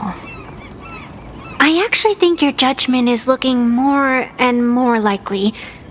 The pedestrians on the roadside, the fishermen at the port, the shopkeepers on the street, and the ones preaching happiness. From the moment I entered this port city, I felt it. Something stirring gently within them, resonating with the same essence I carry. This entity is far too faint. I can scarcely feel its strength. It was once shattered to nothing, crushed into powder, burned down to ash, nearly extinguished. But it has no concept of death, and so it simply went to sleep. It quietly lurks, waiting for the farmer to scatter it across the fields. Given time, it will inevitably wake up again. I believe most people in this city must have undergone the happiness surgery. Just look at the spectacle the Smile Society is putting on over there. At the courtyard, you once said, "Fortune rests upon misfortune." A great calamity for some, but for others, perhaps a turning point leading to ultimate bliss. There really is something that lets people survive apocalyptic disaster, then a wheel slip hanging above their heads, would be only fitting. However, those who survive will no longer be human. By that time, there won't be any need for a general of the Xianzhou to petition an audience. The gaze of the hunt will be firmly locked on this place. Follow me. What's your plan? My plan? As the referee of the Phantom Moon Games, former referee, I mean, when faced with a supplicant who blatantly breaks the rules and dispenses blessings on a whim, the only thing I can do is issue an executive ruling. So, this so-called ruling, does it involve summoning a bolt of lightning from the sky to just zap foolish dead out of nowhere? It's nothing so violent. For my judgment, I must first retrieve the sacred instrument. Only by using it to measure the supplicant's crimes can we sever her power. It's like a gardener pruning overgrown branches.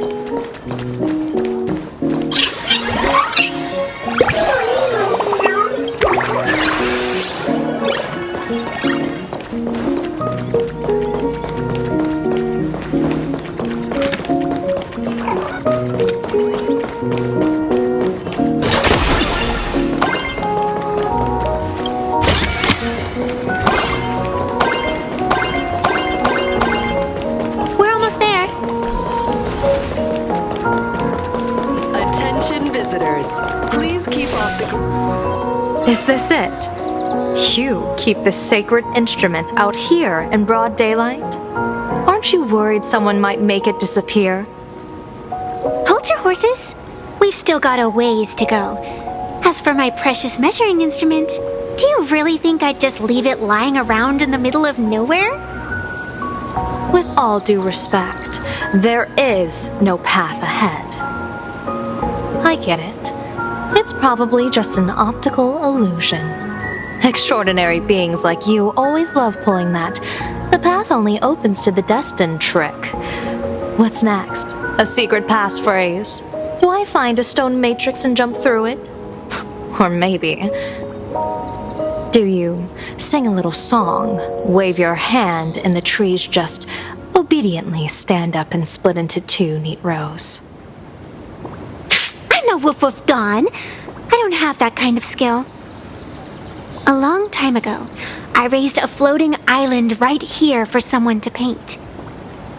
To prevent others from wandering in by mistake, I asked that artist to paint thick fog and woodland here, so passersby wouldn't stray inside. We made a deal. As long as I play my song, the fog will disperse.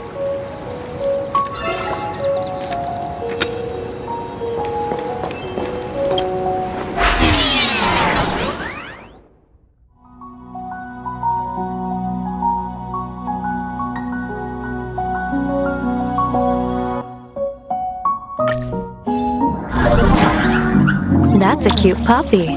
Looks like it's taken a liking to you.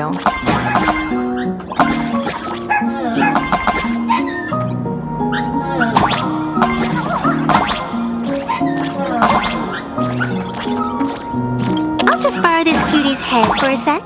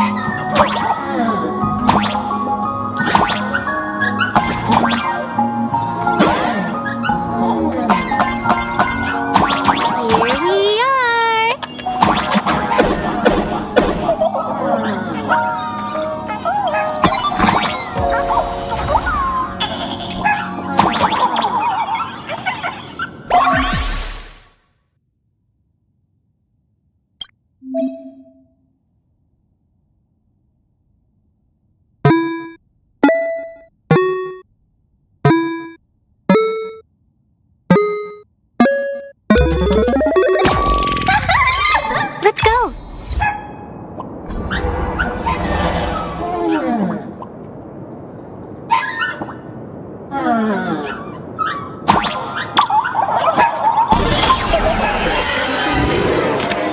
Keep off the grass and refrain from picking flowers.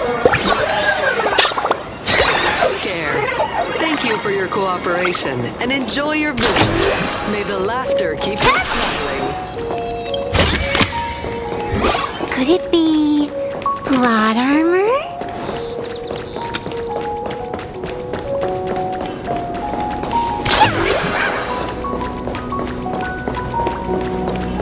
What do you think?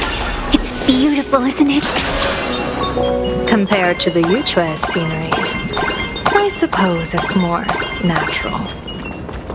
Would it kill you to pay a compliment? Yes. I get it now.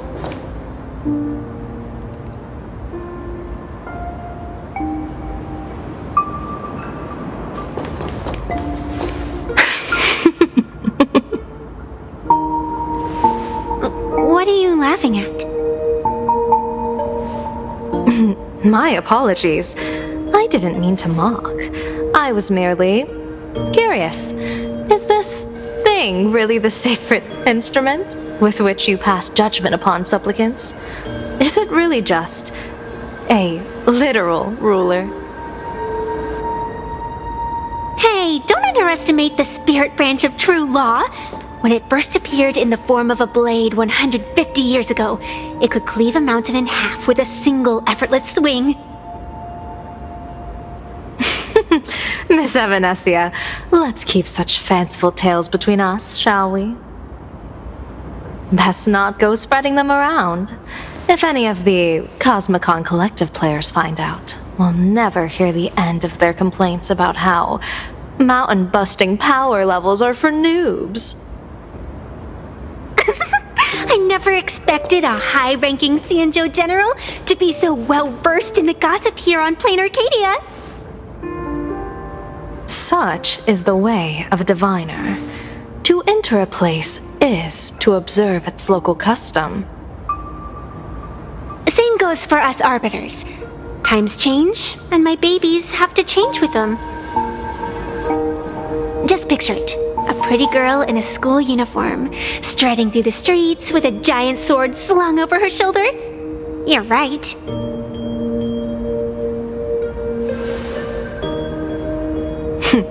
I see you are a law-abiding citizen, Miss Evanesia. Cute.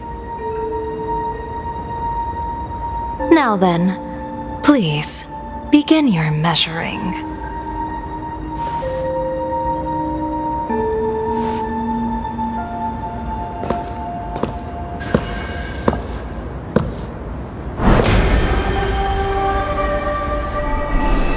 Weigh and sever this world, and engrave the laws of the cosmos, spirit branch of true law, by the scale that adjudicates reality and illusion, truth and falsehood.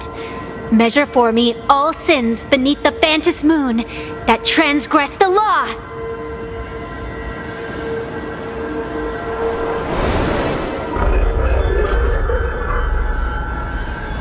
What is going on? It's telling me Full Wish is not a supplicant. If she's not a supplicant, then there's no way to judge whether she's transgressed or not. What do you mean? If Full Wish isn't a supplicant, why would she openly declare that she's joining the Phantom Moon Games? And that mask back of the altar, shaped like an 8-legged creature. Behind that mask, countless supplicants are wearing it. They're spread across all Sifu. No, Olive Duo mentioned City too. Supplicants, they're everywhere. Not in the history of the Phantom Moon Games have I ever seen a situation like this. General, someone is approaching your position. It's Dan Heng, and... Dan Heng, you've returned. And the one beside you. Blade. Or perhaps I should call you by your true name. One of the Xianzhou's most wanted criminals, Yingxing. You've delivered yourself into my hands. Good. General of the Yuchue, your vision remains confined within the laws of the Xianzhou.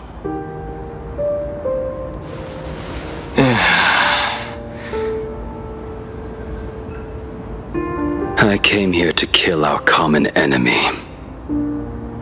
Our common enemy? You are the Xianzhou's enemy. Ever since you became a Stellaron hunter, you have slain countless emissaries of judgment sent by the Shuling Palace of Law to capture you. You even incited the artisans of the Juming to reforge your blade, entangling them in your crimes. But your most unforgivable crime is daring to break into the Ten Lords Commission restricted area on the Xianzhou Yuchue with your accomplices. You destroyed the Ashen Steelwood, disturbed the slumber of our valiant heroes, and stole the secrets of the dead. What kind of vision drove you to commit the countless crimes of your past? And what common enemy could possibly stand between you and me? By all means, enlighten me. Oh? Well, I was in seclusion all these years. You've clearly been up to quite a lot. If I'd known you were such a magnet for trouble back when you came to the Juming, begging for a sword, I would have dragged you out of the forge and drafted you into my crew myself. Tied up, if necessary. And this would be?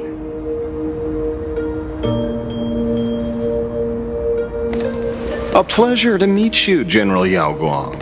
It's truly touching that my friends on the Xianzhou have kept me in their thoughts for all these years. I never change my name, no matter where I roam. I am La Mancha. You're obviously using a fake name.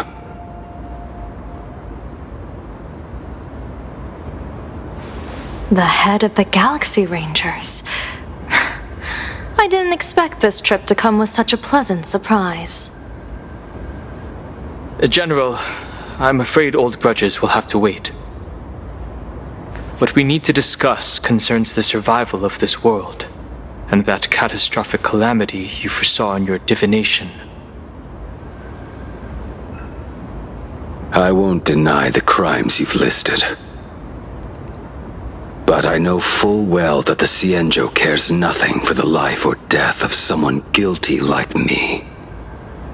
What you truly want is to exact a blood debt from the nemesis who has repeatedly awakened demonic stars, summoned abominations, and could not be slain even after 100 deaths.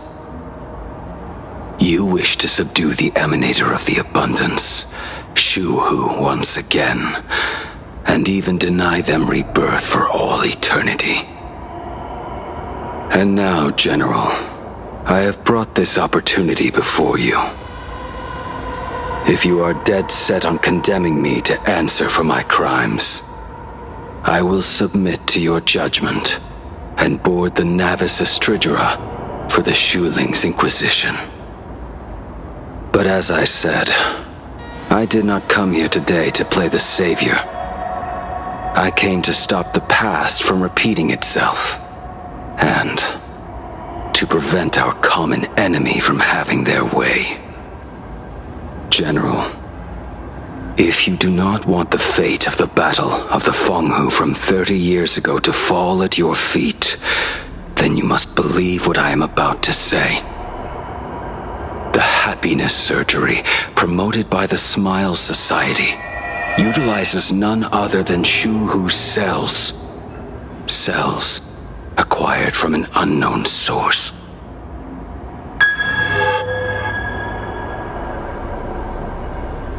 You mean everyone who underwent the surgery have all become supplicants.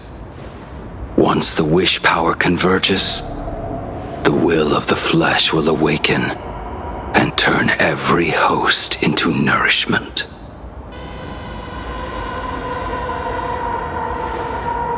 The one wearing the 8-legged mask is not a single person.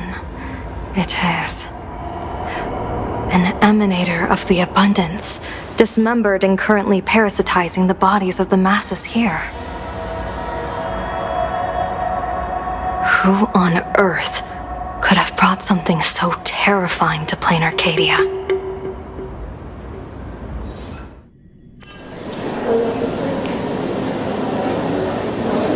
What innocence! We all saw it with our own eyes. You got your supplicant's mask stolen, and were strung up for a beating. Yeah, you even went out of your way to set up a live stream for yourself. Afraid the whole universe would miss your heroic bearing, huh? A live-streamed public punishment. What do you mean, stolen? Can a supplicant's affairs really be considered stealing? That's called tactical emotional engagement. A tactic and an art. Don't you get it? Yoo-hoo! If it isn't the Astral Express's famous little raccoon. Did you miss my pranks? Did you get the invitation for the supplicant debate at Full Wish TV? My, oh my, talk about bad timing. My stream got banned, and the leader of the haters confiscated my supplicant mask. As for the debate, I'm afraid the spirit is willing, but the flesh is weak. But, seeing as you called, you clearly still have a shred of conscience left in you. Are you planning to give me a chance to haggle? Answer me this question first. Is Full Wish really a masked fool? The tavern doesn't exactly register every fool's name and address. But having watched her stream, I believe she is. As for why, call it a kindred intuition. And just listen to our slogan. Healing smiles. Healing Arcadius. That level of crazy? She's a certified fool. Most masked fools make a huge racket when they approach you. That, hey, look, I'm about to stir up some trouble vibe is impossible to hide. But Full Wish is clearly the exception. Her brand of crazy is calm and sophisticated. Look at that haute couture getup she's wearing. It's worth 10 times a normal person's salary.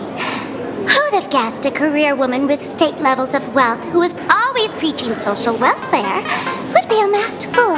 Simply the most exquisite disguise. I'd like to ask you to look into her background for me. Now that's going too far. You actually want me to betray another masked fool? Give me the intel on Full Wish, and I'll return the mask to you. Betrayal itself. That's the finest reward of all. Dia, leave it to me. I'll contact you as soon as I get the intel. Full Wish, is there really someone like that among the masked fools? How come I'd never heard of her? Maybe we should ask Giovanni about her. He's got connections everywhere after all.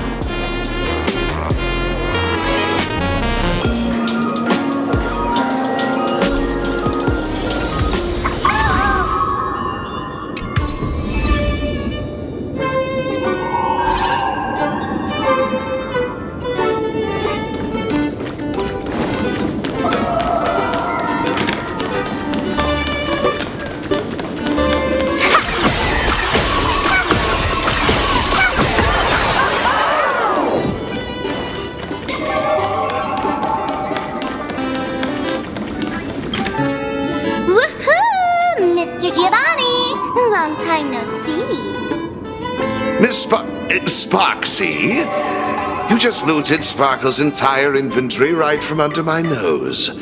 How can you say long time no see? Please spare me. Just give me a straight answer. Whose collection are you planning to steal this time?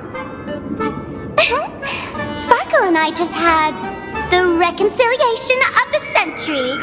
Let bygones be bygones. I'm actually here to ask for some serious advice. I swear, my hands are squeaky clean. Oh, do tell. Anything that can make you this serious must be fascinating. I want to ask about someone. Fullwish, the media tycoon who went on TV and invited all the supplicants. Is she really one of us? How come I've never seen her in the tavern? I know of her, but I've never actually seen her in the tavern. If Fullwish really is a fool, with all the people coming and going, surely she would have been mentioned. As for the storage area logbook, no, there's absolutely no record of her. Either she never stored anything here, or she used a fake name. We're doomed. Even the well-connected Mr. Giovanni knows nothing about this lady. Nice try, but goading won't work on me. I do have a theory, though. Hear me out. Every fool sets foot in the tavern at least once in their life. If Fullwish really is a fool, then the moment she entered the tavern must have been in the wake of some unforgettable tragedy. You mean the blood-stained games from 15 years ago? That's a tragedy which would leave a deep wound on a young girl's mind and soul. I get it. Maybe we should head to the hospital and dig up the girl's medical records. Ward 4, please complete your discharge procedures as soon as possible. Your app...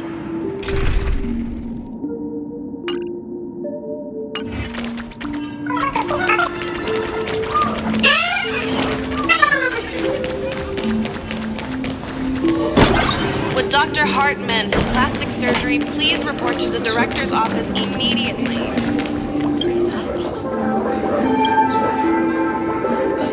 What on earth are you?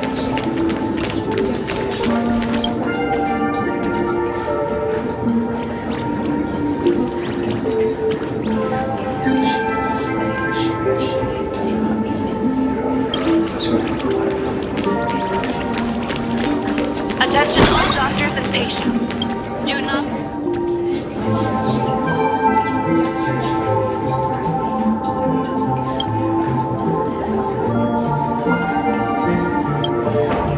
Fullwish? Fullwish? Ah! Found it!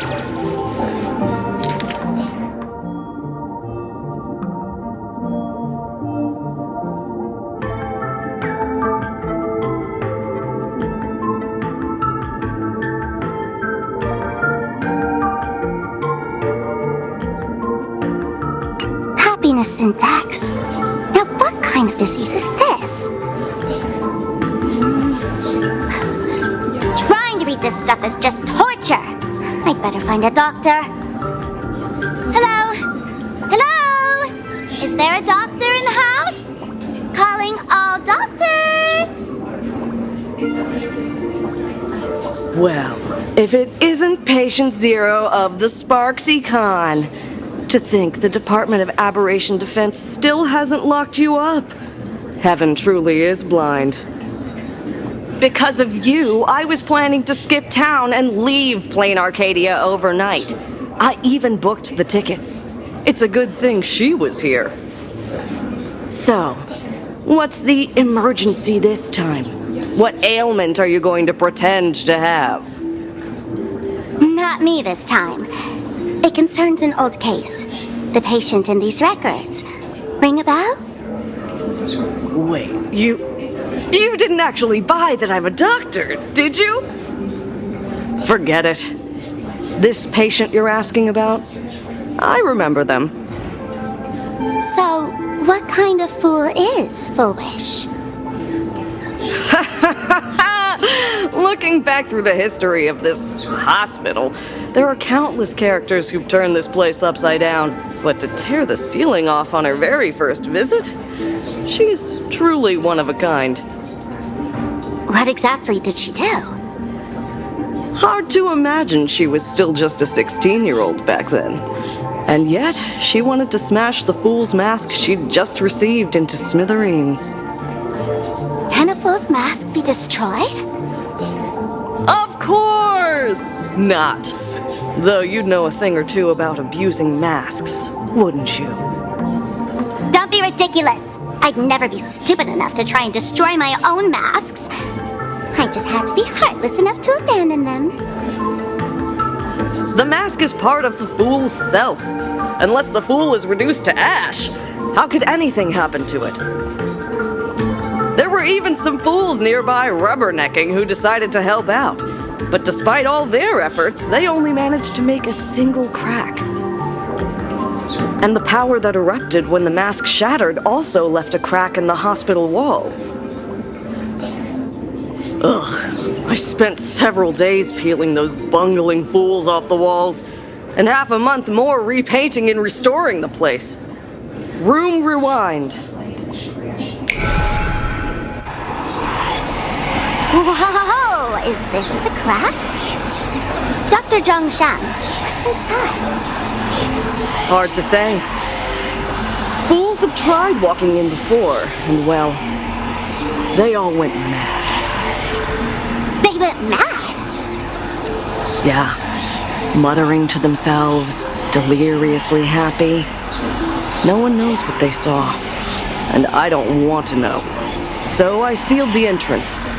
If you want to go in and take a peek, don't say I didn't warn you. Dangerous? What could possibly be more dangerous than little old adorable Sparksicle? Listen up, my dear Sparksheads! Sparksicle is about to take you on an exclusive expedition through this mysterious fissure. Smash that subscribe button so you don't get lost. Let's roll!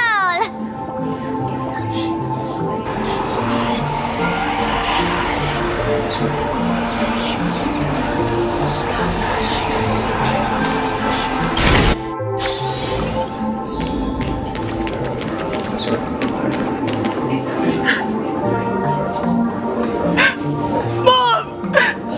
Dad! Everyone's gone! Why? Why am I still alive? Are you foolish? Who's out there? Foolish, there's a delivery for you.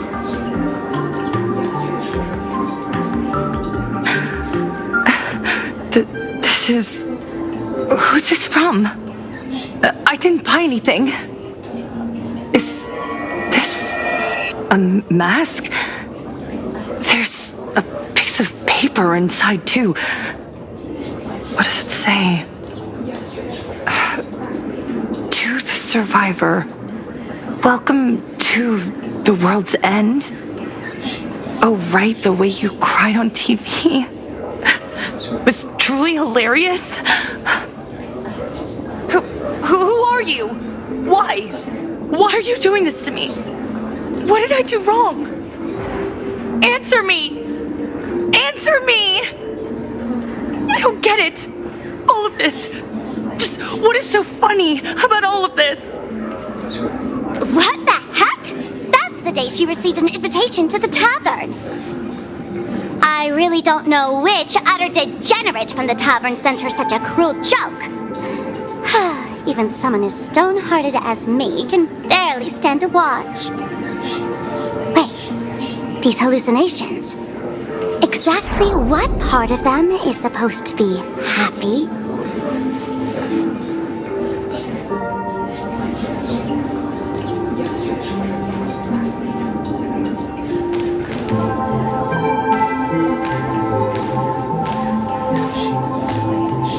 How did you get in? Never mind. That's not important. Welcome. Don't be afraid. Relax. You're that streamer who caused a scene at Graphia Academy, right? Whoa! Even a media mogul like you recognizes me? The first battle between supplicants made your name known to all. I can hear the desire in your heart, Miss Sparksy. You can hear my desire? You charged in here seeking answers, didn't you? To mercilessly tear the mask off another masked fool. See what card she's holding. You'll get your wish. Just like you, I obtained my own mask through a twist of fate. But unlike most of you, I don't even want to touch it. So, I'm not like you, with all your miraculous powers. I possess only one trivial little talent. I can hear the happiness you desire most, deep within your hearts. Happiness.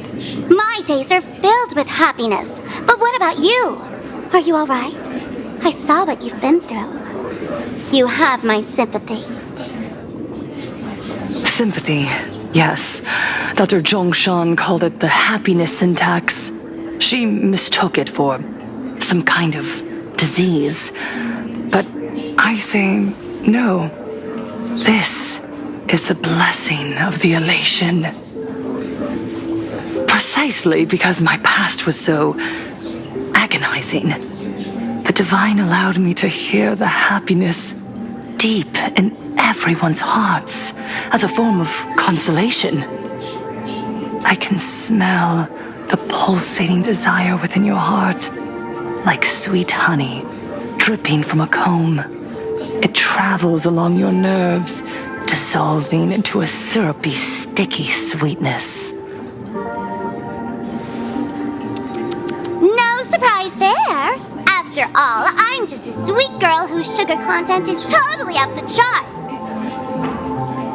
But Miss Connoisseur, merely savoring the scent isn't enough. Are you planning to taste it for yourself? As you wish. Let us start tasting from the first bite. Recognition. Deep within your heart, you desire everyone's gaze to be filled with adoration. The secret you use to seduce the audience is the very same thing you crave yourself, isn't it? Correct. Next comes victory. The first supplicant battle was merely a minor setback. Without a doubt, once the mask is back in your hands, you will conquer the entire Phantasmoon games with ease. That's it! That's exactly how it should be!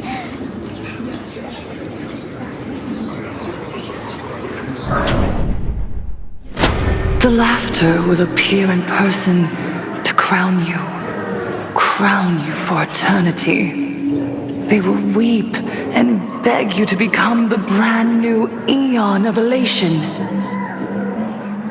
And the end of all this is eternal fulfillment.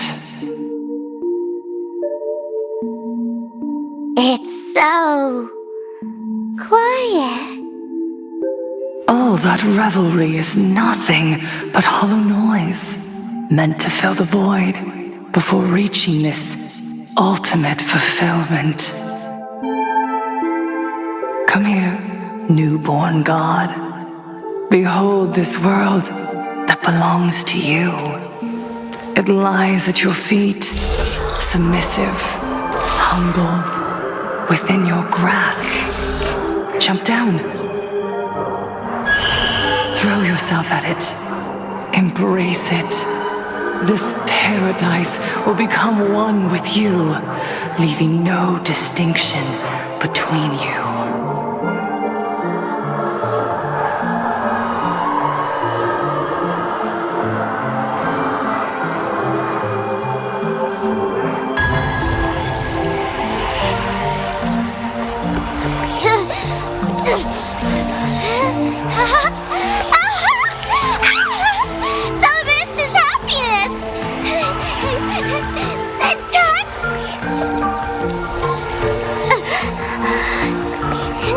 interesting.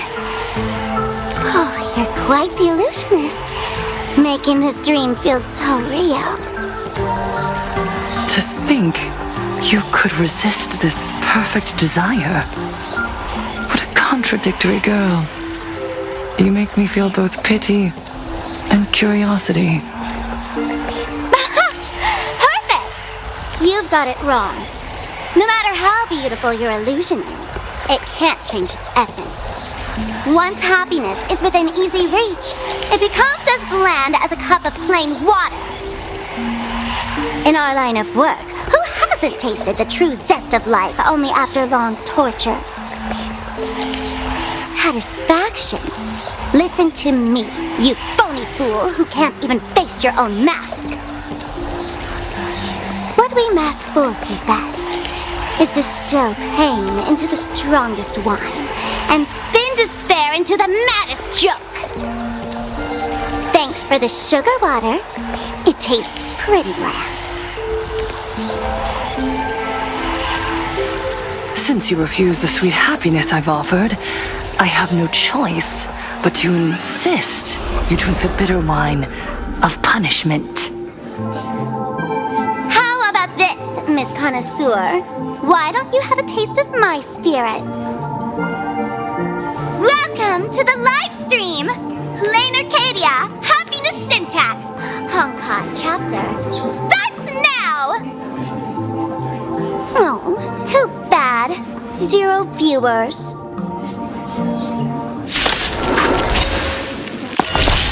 Earth shatters, heaven trembles! Baneful clouds scatter. Can you find the answer?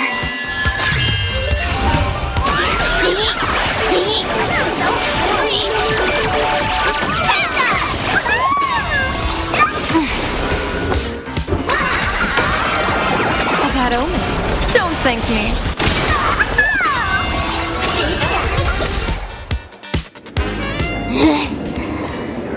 Not exactly tough, just overwhelming in sheer volume.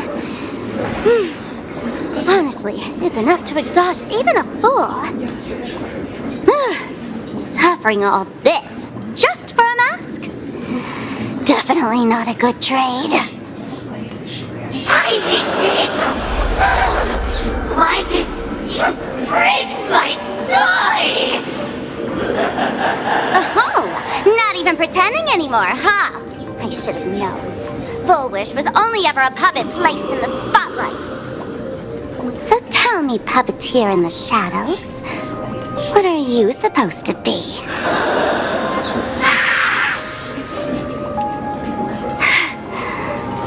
I know this one. Shush is the name of the robot on the express. I'm begging you, leaving another version of yourself to suffer while you hide on the sidelines having a laugh. That's just low. Look at you. Nice going. We've really put the massive hornet's nest this time. Let's fight our way out together.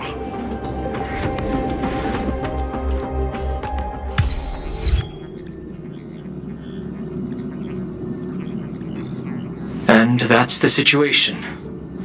Blade's getting restless because of Shuhu's flesh. I need to stay here and keep him from losing complete control. Stay safe. Don't worry about us. Turns out the happiness promised by the Smile Society is actually the flesh and blood of an emanator of the abundance. Seems like Full Wish's conspiracy goes far beyond just resurrecting the Herald of Death.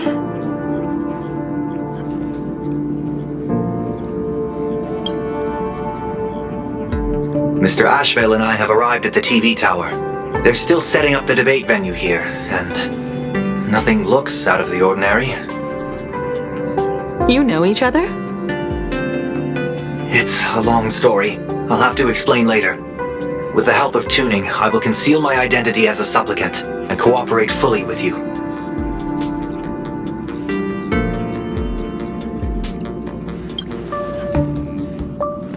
She wants to find a way to cure the patients. That's weird. She's caused such a huge mess, Yet she's still inviting people to this debate? Isn't she afraid of getting exposed in front of everyone? If the public catches wind of this, panic is inevitable. She knows we wouldn't dare risk exposing her in such a situation. Allow me to add, the IPC has confirmed the scale of the Smile Society. More than 200,000 citizens have undergone the happiness surgery. To extrapolate, the advantage these supporters provide Full Wish is negligible. The probability of your victory is 71%. Full Wish is challenging all the supplicants, so her odds of winning were never high to begin with. She must have prepared a defensive position. We need to stay on guard at every instant.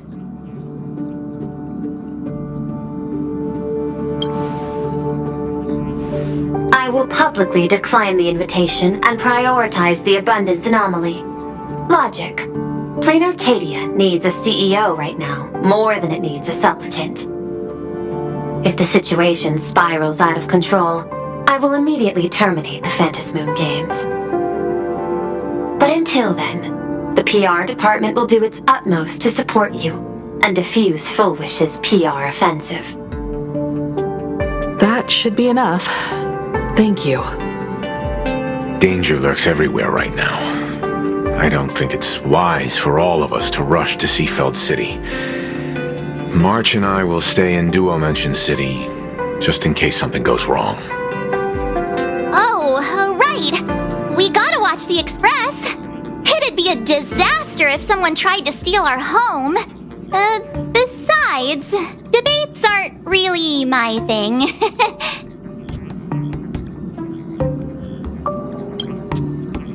Who are you calling a comedian? This girl's got beauty and brawn, too. Then let's head out. We'll be in touch. Say, this is a pretty good spot to set up a Sparksicon. Station, Museum of Impossible Past. The next stop is Wahaha Grand Theater. The train will depart shortly. Please mind the gap between the train and the platform and keep an eye on your personal belongings. Thank you.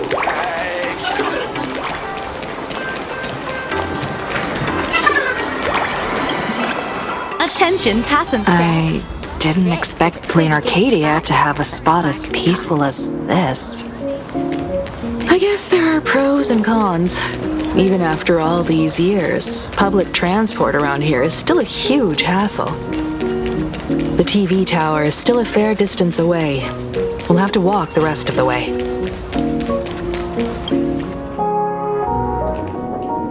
We're here.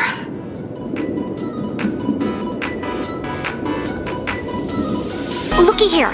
How is the white striped wolf polling so high? Just 'cause he looks cool? What gives? Who? That detective? Where did you get a title like that? Oh, that special program? It's wrapping up already. By the way, when was the deadline again? Yesterday.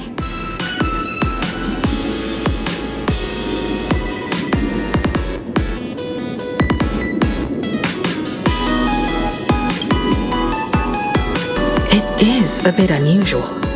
We should be on our guard. I'm not a supplicant, so I can't go up on stage with you later. Will you be nervous facing the cameras alone? Good. Confidence is key in a debate, after all. Don't worry. I'll always be standing right where you can see me. Then let's go find Sunday and the others.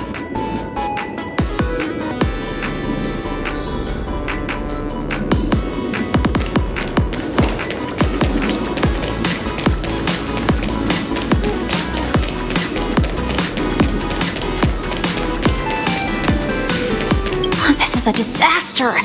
We didn't pick up a single scoop worth mentioning from the first two supplicants. How am I supposed to publish any of this? What's the rush?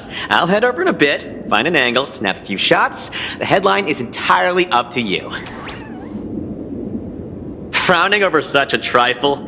You should hurry up and get that happiness surgery done when you get the chance.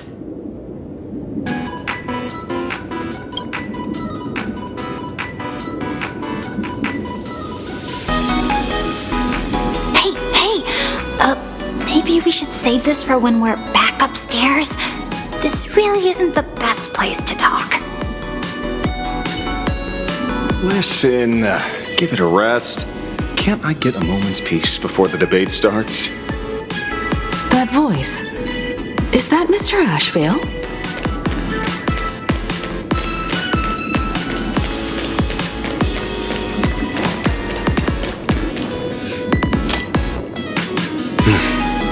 Miss Himiko. We meet again, you two. And you're about to be on TV. Aren't you going to change into something a little sharper?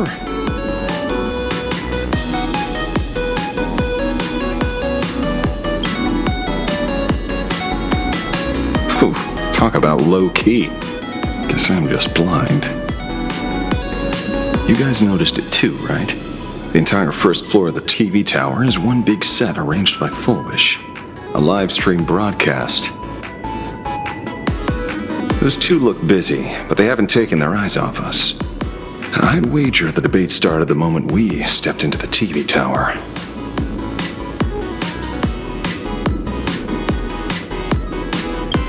This is a prime opportunity to bait us into exposing our weaknesses.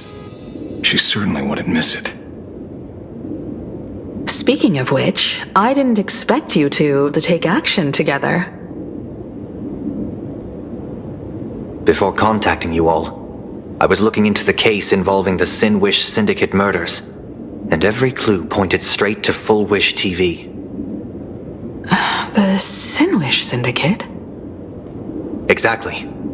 When I accepted this mask, I promised to make a name for them. Since that's no longer possible, the least I can do is uncover the truth on their behalf. You nameless sure are a bunch of stand-up folks. Investigating's one thing, but you didn't have to go and join the society, did you?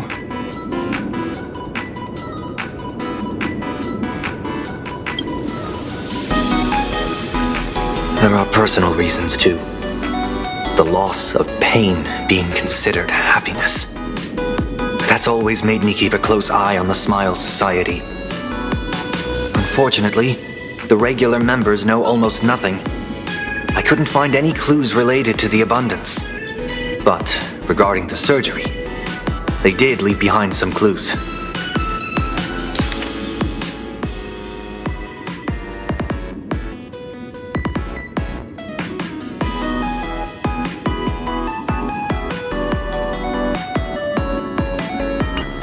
It seems my suspicions were right. Not everyone joined of their own free will. Rather than offering comfort, the Happiness Research Society amplified their craving for it. When everyone around you is praying for happiness, refusing to join begins to feel like a kind of original sin. Do they not manipulate the hearts of others using the very same terror and dreams?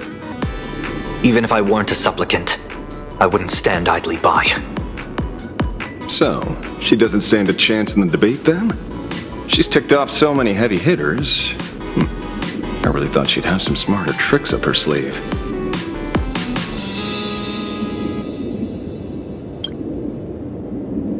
When it comes down to it, it's just like the Phantasmoon Moon games. People love surprises, so over-preparing is pointless. I've met plenty of big shots, but nobody has a knack for grabbing attention like you do. Use that to your advantage, and play things by ear. Precisely because we were once adversaries, I don't think you have anything to worry about. And I'll be joining in too anyway. Just to shoot me a glance if you need me. And I'll back you up.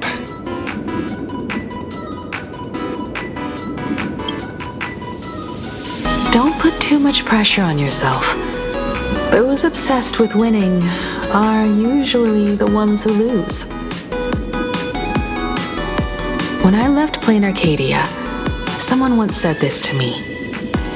When moving forward, never ask too many questions. The moment we stop to think, doubt seeps in. Fear of becoming a laughingstock or of being rejected. It sounds absurd, yet that's how people are. Don't let the word debate lead you astray.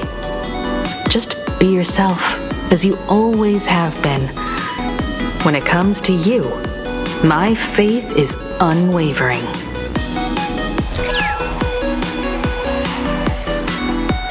Hello, viewers. I regret that we must meet under these circumstances. This is an emergency broadcast. A supplicant is attacking Seafeld City with the power of the Harmony.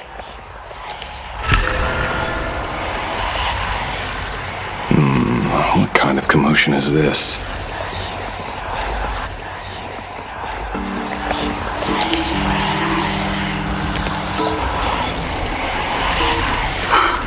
Weird.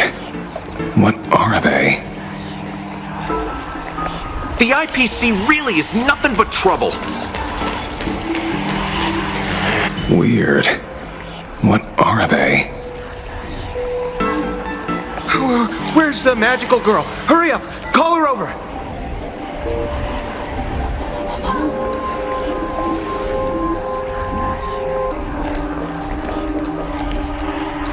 What? Is Full Wish TV up to their old tricks again? Hello, viewers.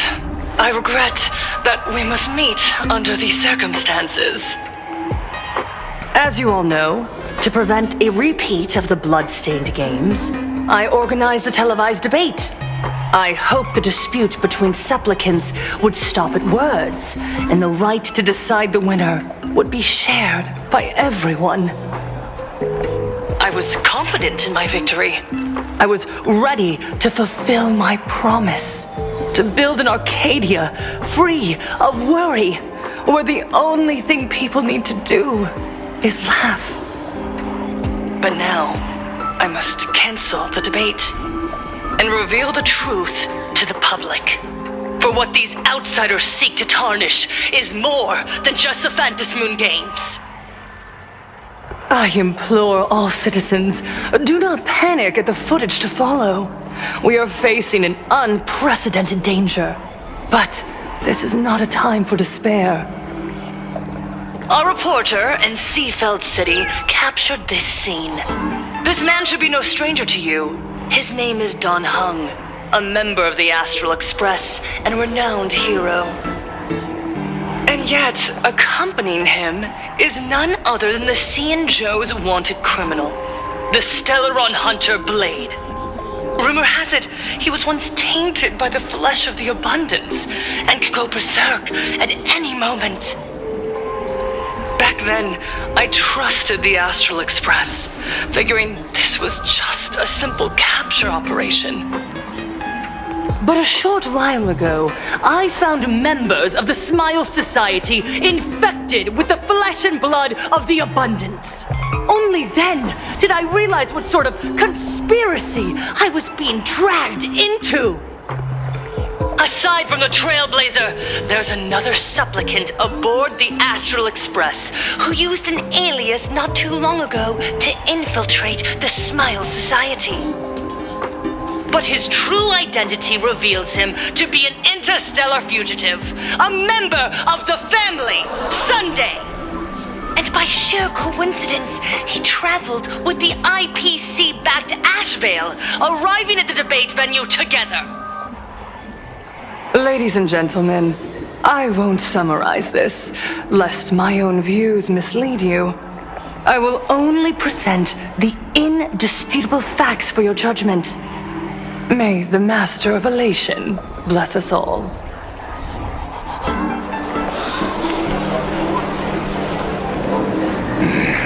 So that's the setup.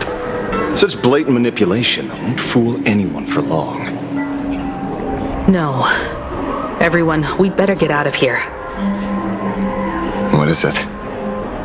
Maybe when we arrived at the TV station, the debate wasn't just starting.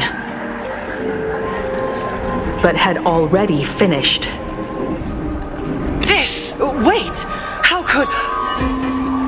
Viewers, we interrupt with an emergency announcement. The Department of Aberration Defense has confirmed that the power causing the flesh of the abundance to become infectious originates from the harmony.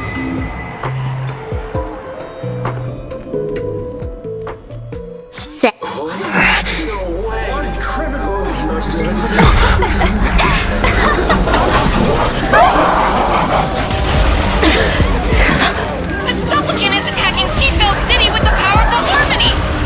Please, dear citizens!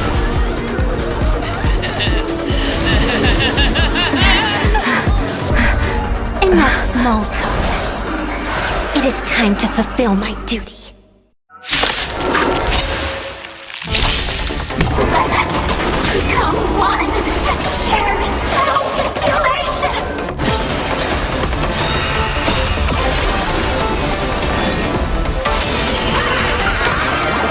A bad omen. Don't thank me.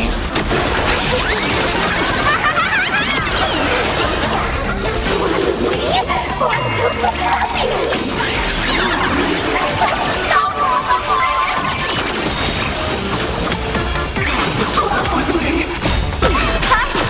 End of the world. Best of luck. An explosive start. Pain? What flavor of candy is that? I want more.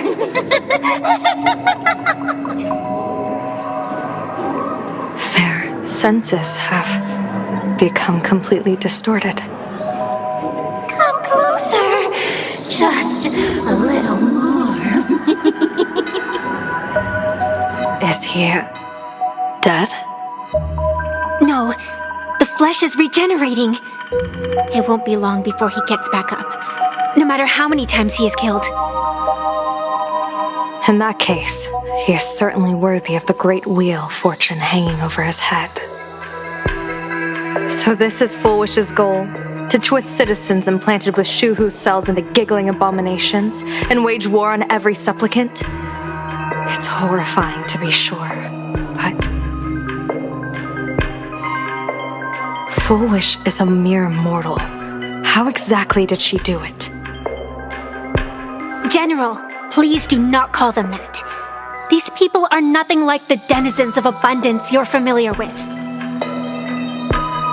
They are just normal people of Seafeld City, struggling with the grind of daily survival. They don't have the strength you and I possess, nor have they ever seen the world outside of Planarcadia.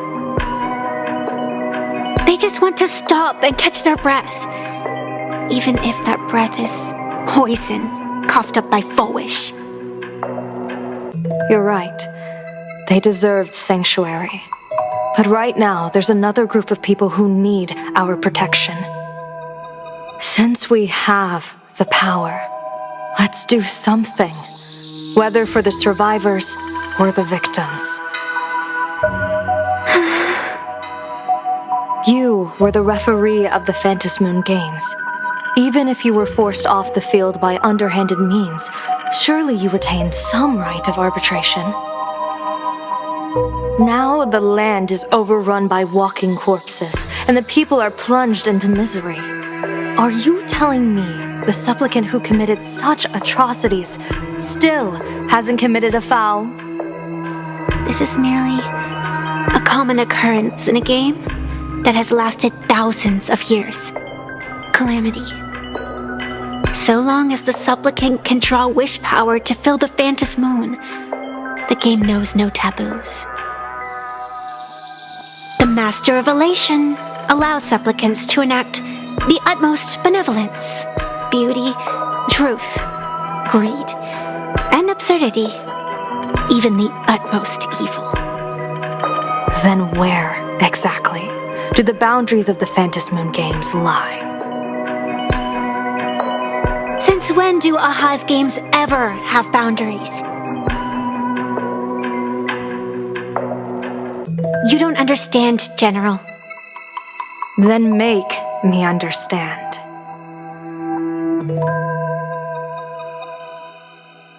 As you wish.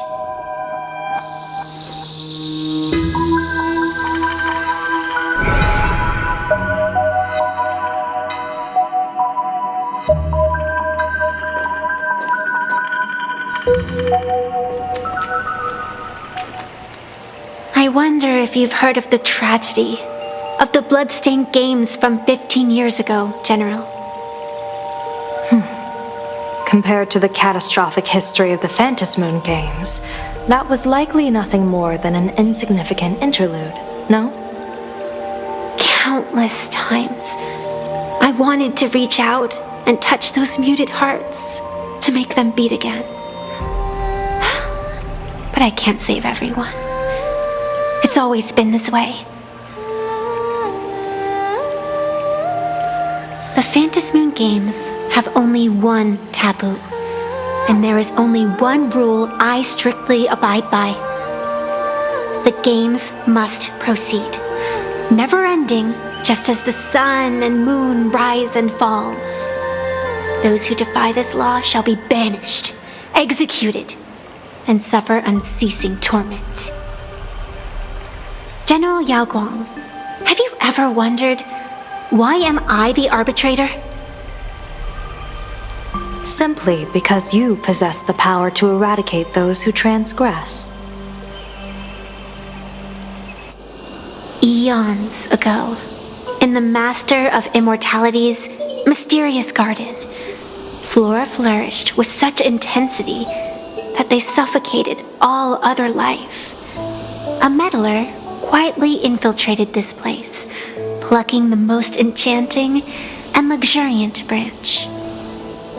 The severed branch screamed in protest, for before she was gifted with eternal life, she was a divine envoy, leading her kin in search of the elixir of life. She was a beast of blind love and hatred, a sword dancer who devoured the crimson moon. So proud was she, never having known how to yield. Save for the blazing phoenix of the Xianzhou, she has never been defeated by another. How then could she tolerate a meddler defiling her fragrance? Are you speaking of myths or true history? When the past is as distant as the afterglow of the stars, does it really matter whether it's myth or history? That meddler transplanted her to another world, and through this method, they imprisoned the most terrifying of horrors within the most ridiculous of games. You mean you yourself are that most terrifying thing? You've misunderstood. Or perhaps not. The meddlesome god promised to enlighten her, to teach her to know true joy. And in the repeated cycles of the Phantasmoon Games, the meddler did not break their promise.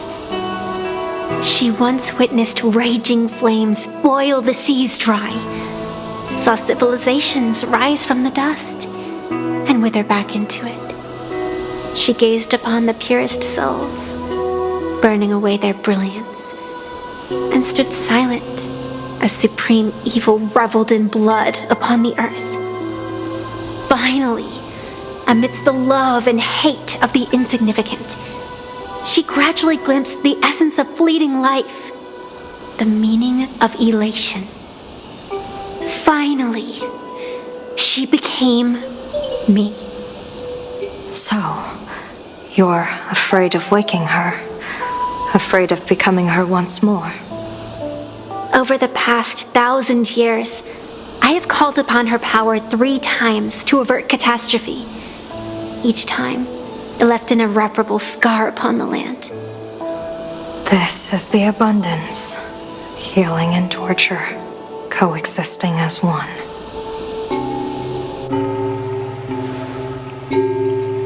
Even knowing everything, would you still have me wear that fox mask and exercise the authority of arbitration?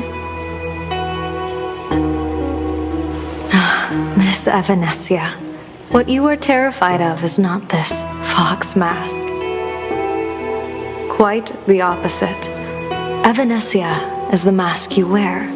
What you are terrified of is your true self.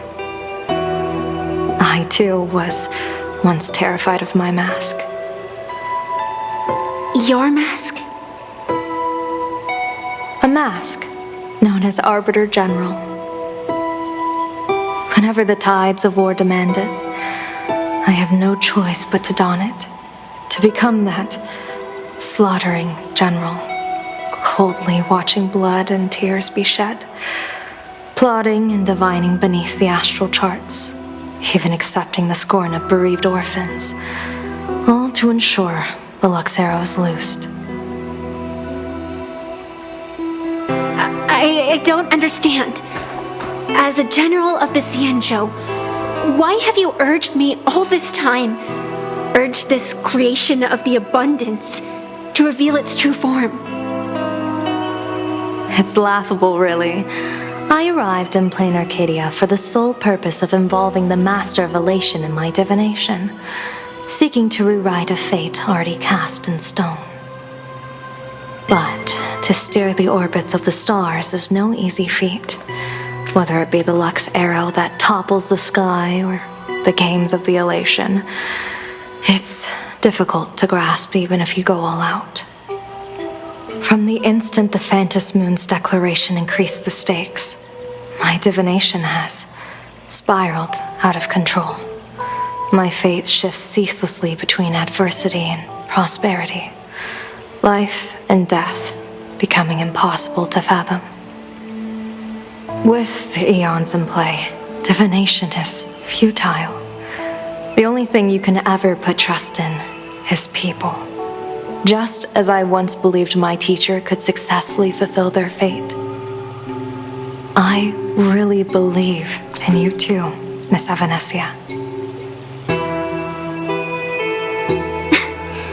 Has anyone ever told you you're quite the gambler? Daring to push your chips onto an unknown quantity, like me? In a game where the eons themselves have taken a seat at the table? When we first met, I could not gain insight into the will or woe of your fate. Yet, I was willing to trust you. I believe you are also the key to rewriting destiny in this game, whose ending no one can foresee. Why? Miss Evanesia, the spiritess that watches over me is named the Kala Chakra Sky Plume. It is a symbol of the hunt's foresight, verdict, and self-discipline. Why does the decisive god of the skybow bear such a visage? After much contemplation, I finally understood. If the value of discipline was understood, the creations of the abundance need not be abominations. And without temperance, the consequences of the hunt are no different from destruction. I am not some gambler, nor am I an ant beneath the gaze of the eons. I was the one who offered up a piece of my own insignificant fate, forging their trajectories. The situation outside is volatile. We don't have a second to spare for idle chatter. Miss Evanesia, I've given you my answer, and I'd like to hear yours in return. When you realized Full Wish was not a supplicant and you could not pass judgment, why did I see hesitation and doubt in your eyes rather than your usual indifference? I know you already have a game changer in mind. You're just not ready to use it yet. Please, tell me your solution.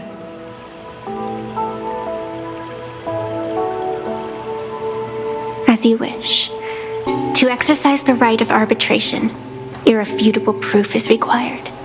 Proof that a supplicant has indeed broken the rules and disrupted the order of the Phantom Moon Games.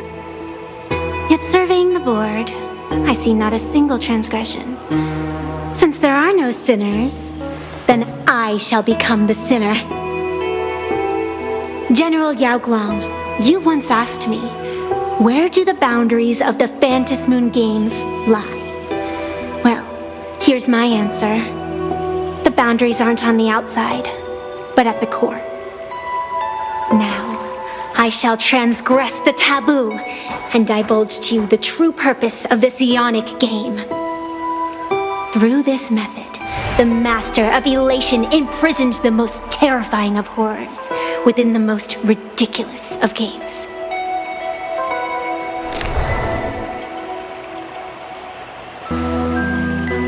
The terror slumbering at the heart of Planarcadia is...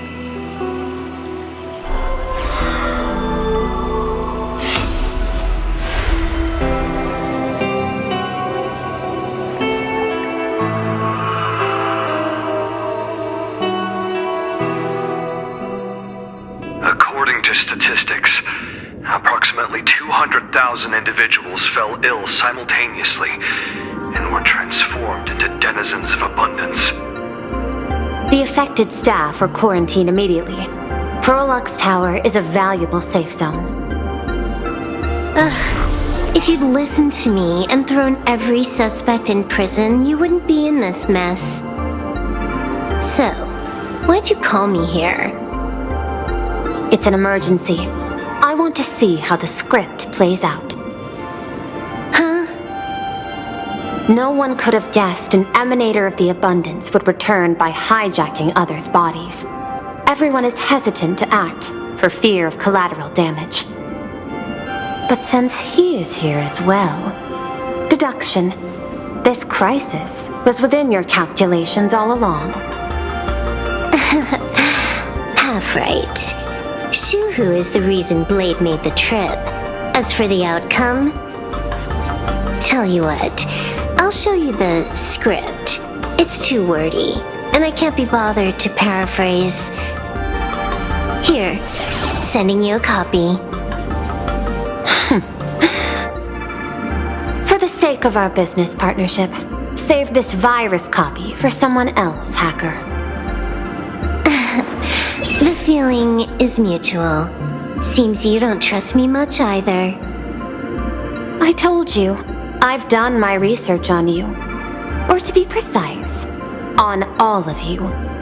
Destiny's slave may be able to foresee the future and pen scripts for the Stellaron hunters. But in the face of Eon intervention, his vision is powerless. However, the IPC has its own methods. Oh? I'll grant you a privilege. Starting now, user Silverwolf has unrestricted access to the Arcadian internet.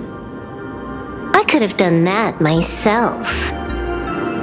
With the precondition that I agree.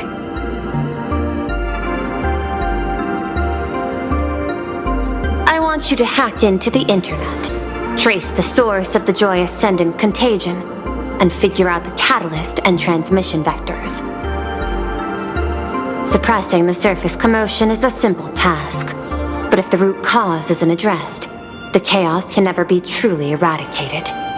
In exchange, I'll turn a blind eye to the Stellaron hunters' suspicious activities for the time being. So this is what it means to see how the script plays out. Maybe you should keep it wide open. One eye might not be enough. Let's start the investigation with the sick ones inside the building. I thought this was supposed to be a safe zone. Safe means that I monitor everyone's every move, including yours. And hers. Judging by the time, I should be right on cue. Not exactly right on. And you missed your cue. You should have made your entrance 4 lines ago. 4 lines back? Oh, one eye might not be enough. You were laying the groundwork for her entrance. Margin of error, 23 seconds. Coordination needs improvement. My bad. I lost lost track of time. What about you? Did the operation go smoothly? It's a long story. I thought it was a battle royale, but it turned into a zombie crisis. I think it should have been you instead. I heard Elio gave you a long vacation. Whereabouts? Let's call it a business trip. 10 days in Penacony with a packed schedule. I'll take today, for instance. I needed to arrive at I-Teen Park on time, order 2 drinks, give the cash spewer 3 knocks, and watch it spit out 650,000 credits. And then, I was supposed to get on the line and say hello to you. 23 seconds late. Not very punctual. Oh, I don't mind. After all, even a late warning might just save you and Blady's lives. Elio asked me to pass along a message. Don't lose to Aha. That's it? Anything else you want to say? Hope you enjoy yourself.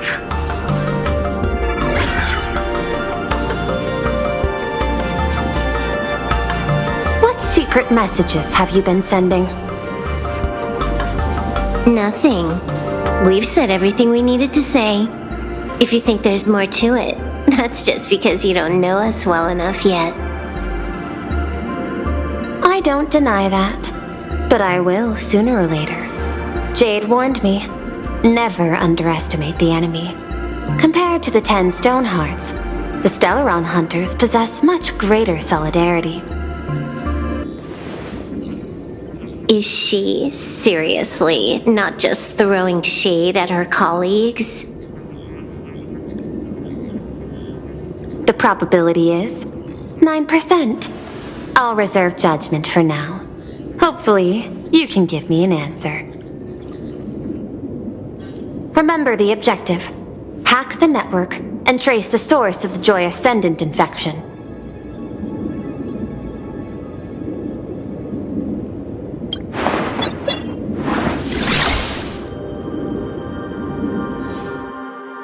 When you access the network, data's going to flood your mind. Brace yourself. Prompt block permissions unlocked. Data floodgates released. So, is this kind of game fun? This was your first mission. A pity you had to cheat.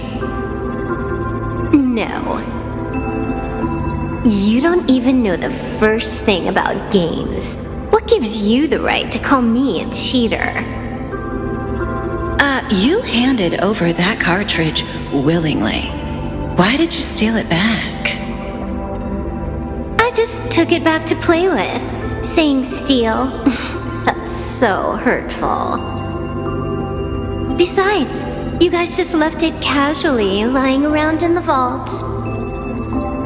Fine. You think we were careless? Well, next time we won't be. I'll put it in a containment room at Pier Point. Go ahead and try borrowing it then.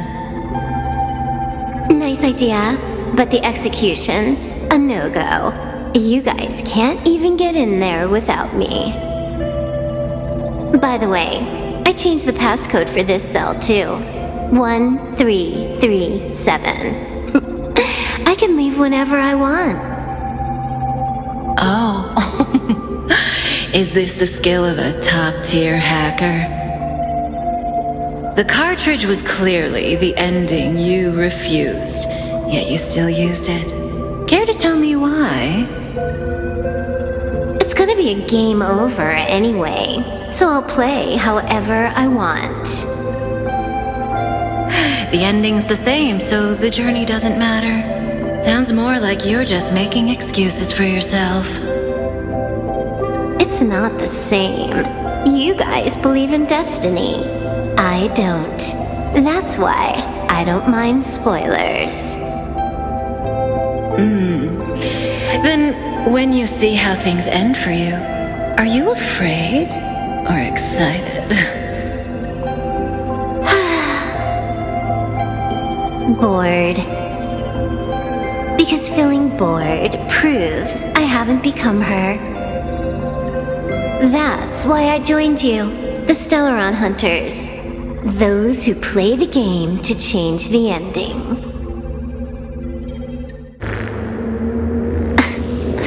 Why am I suddenly thinking about that?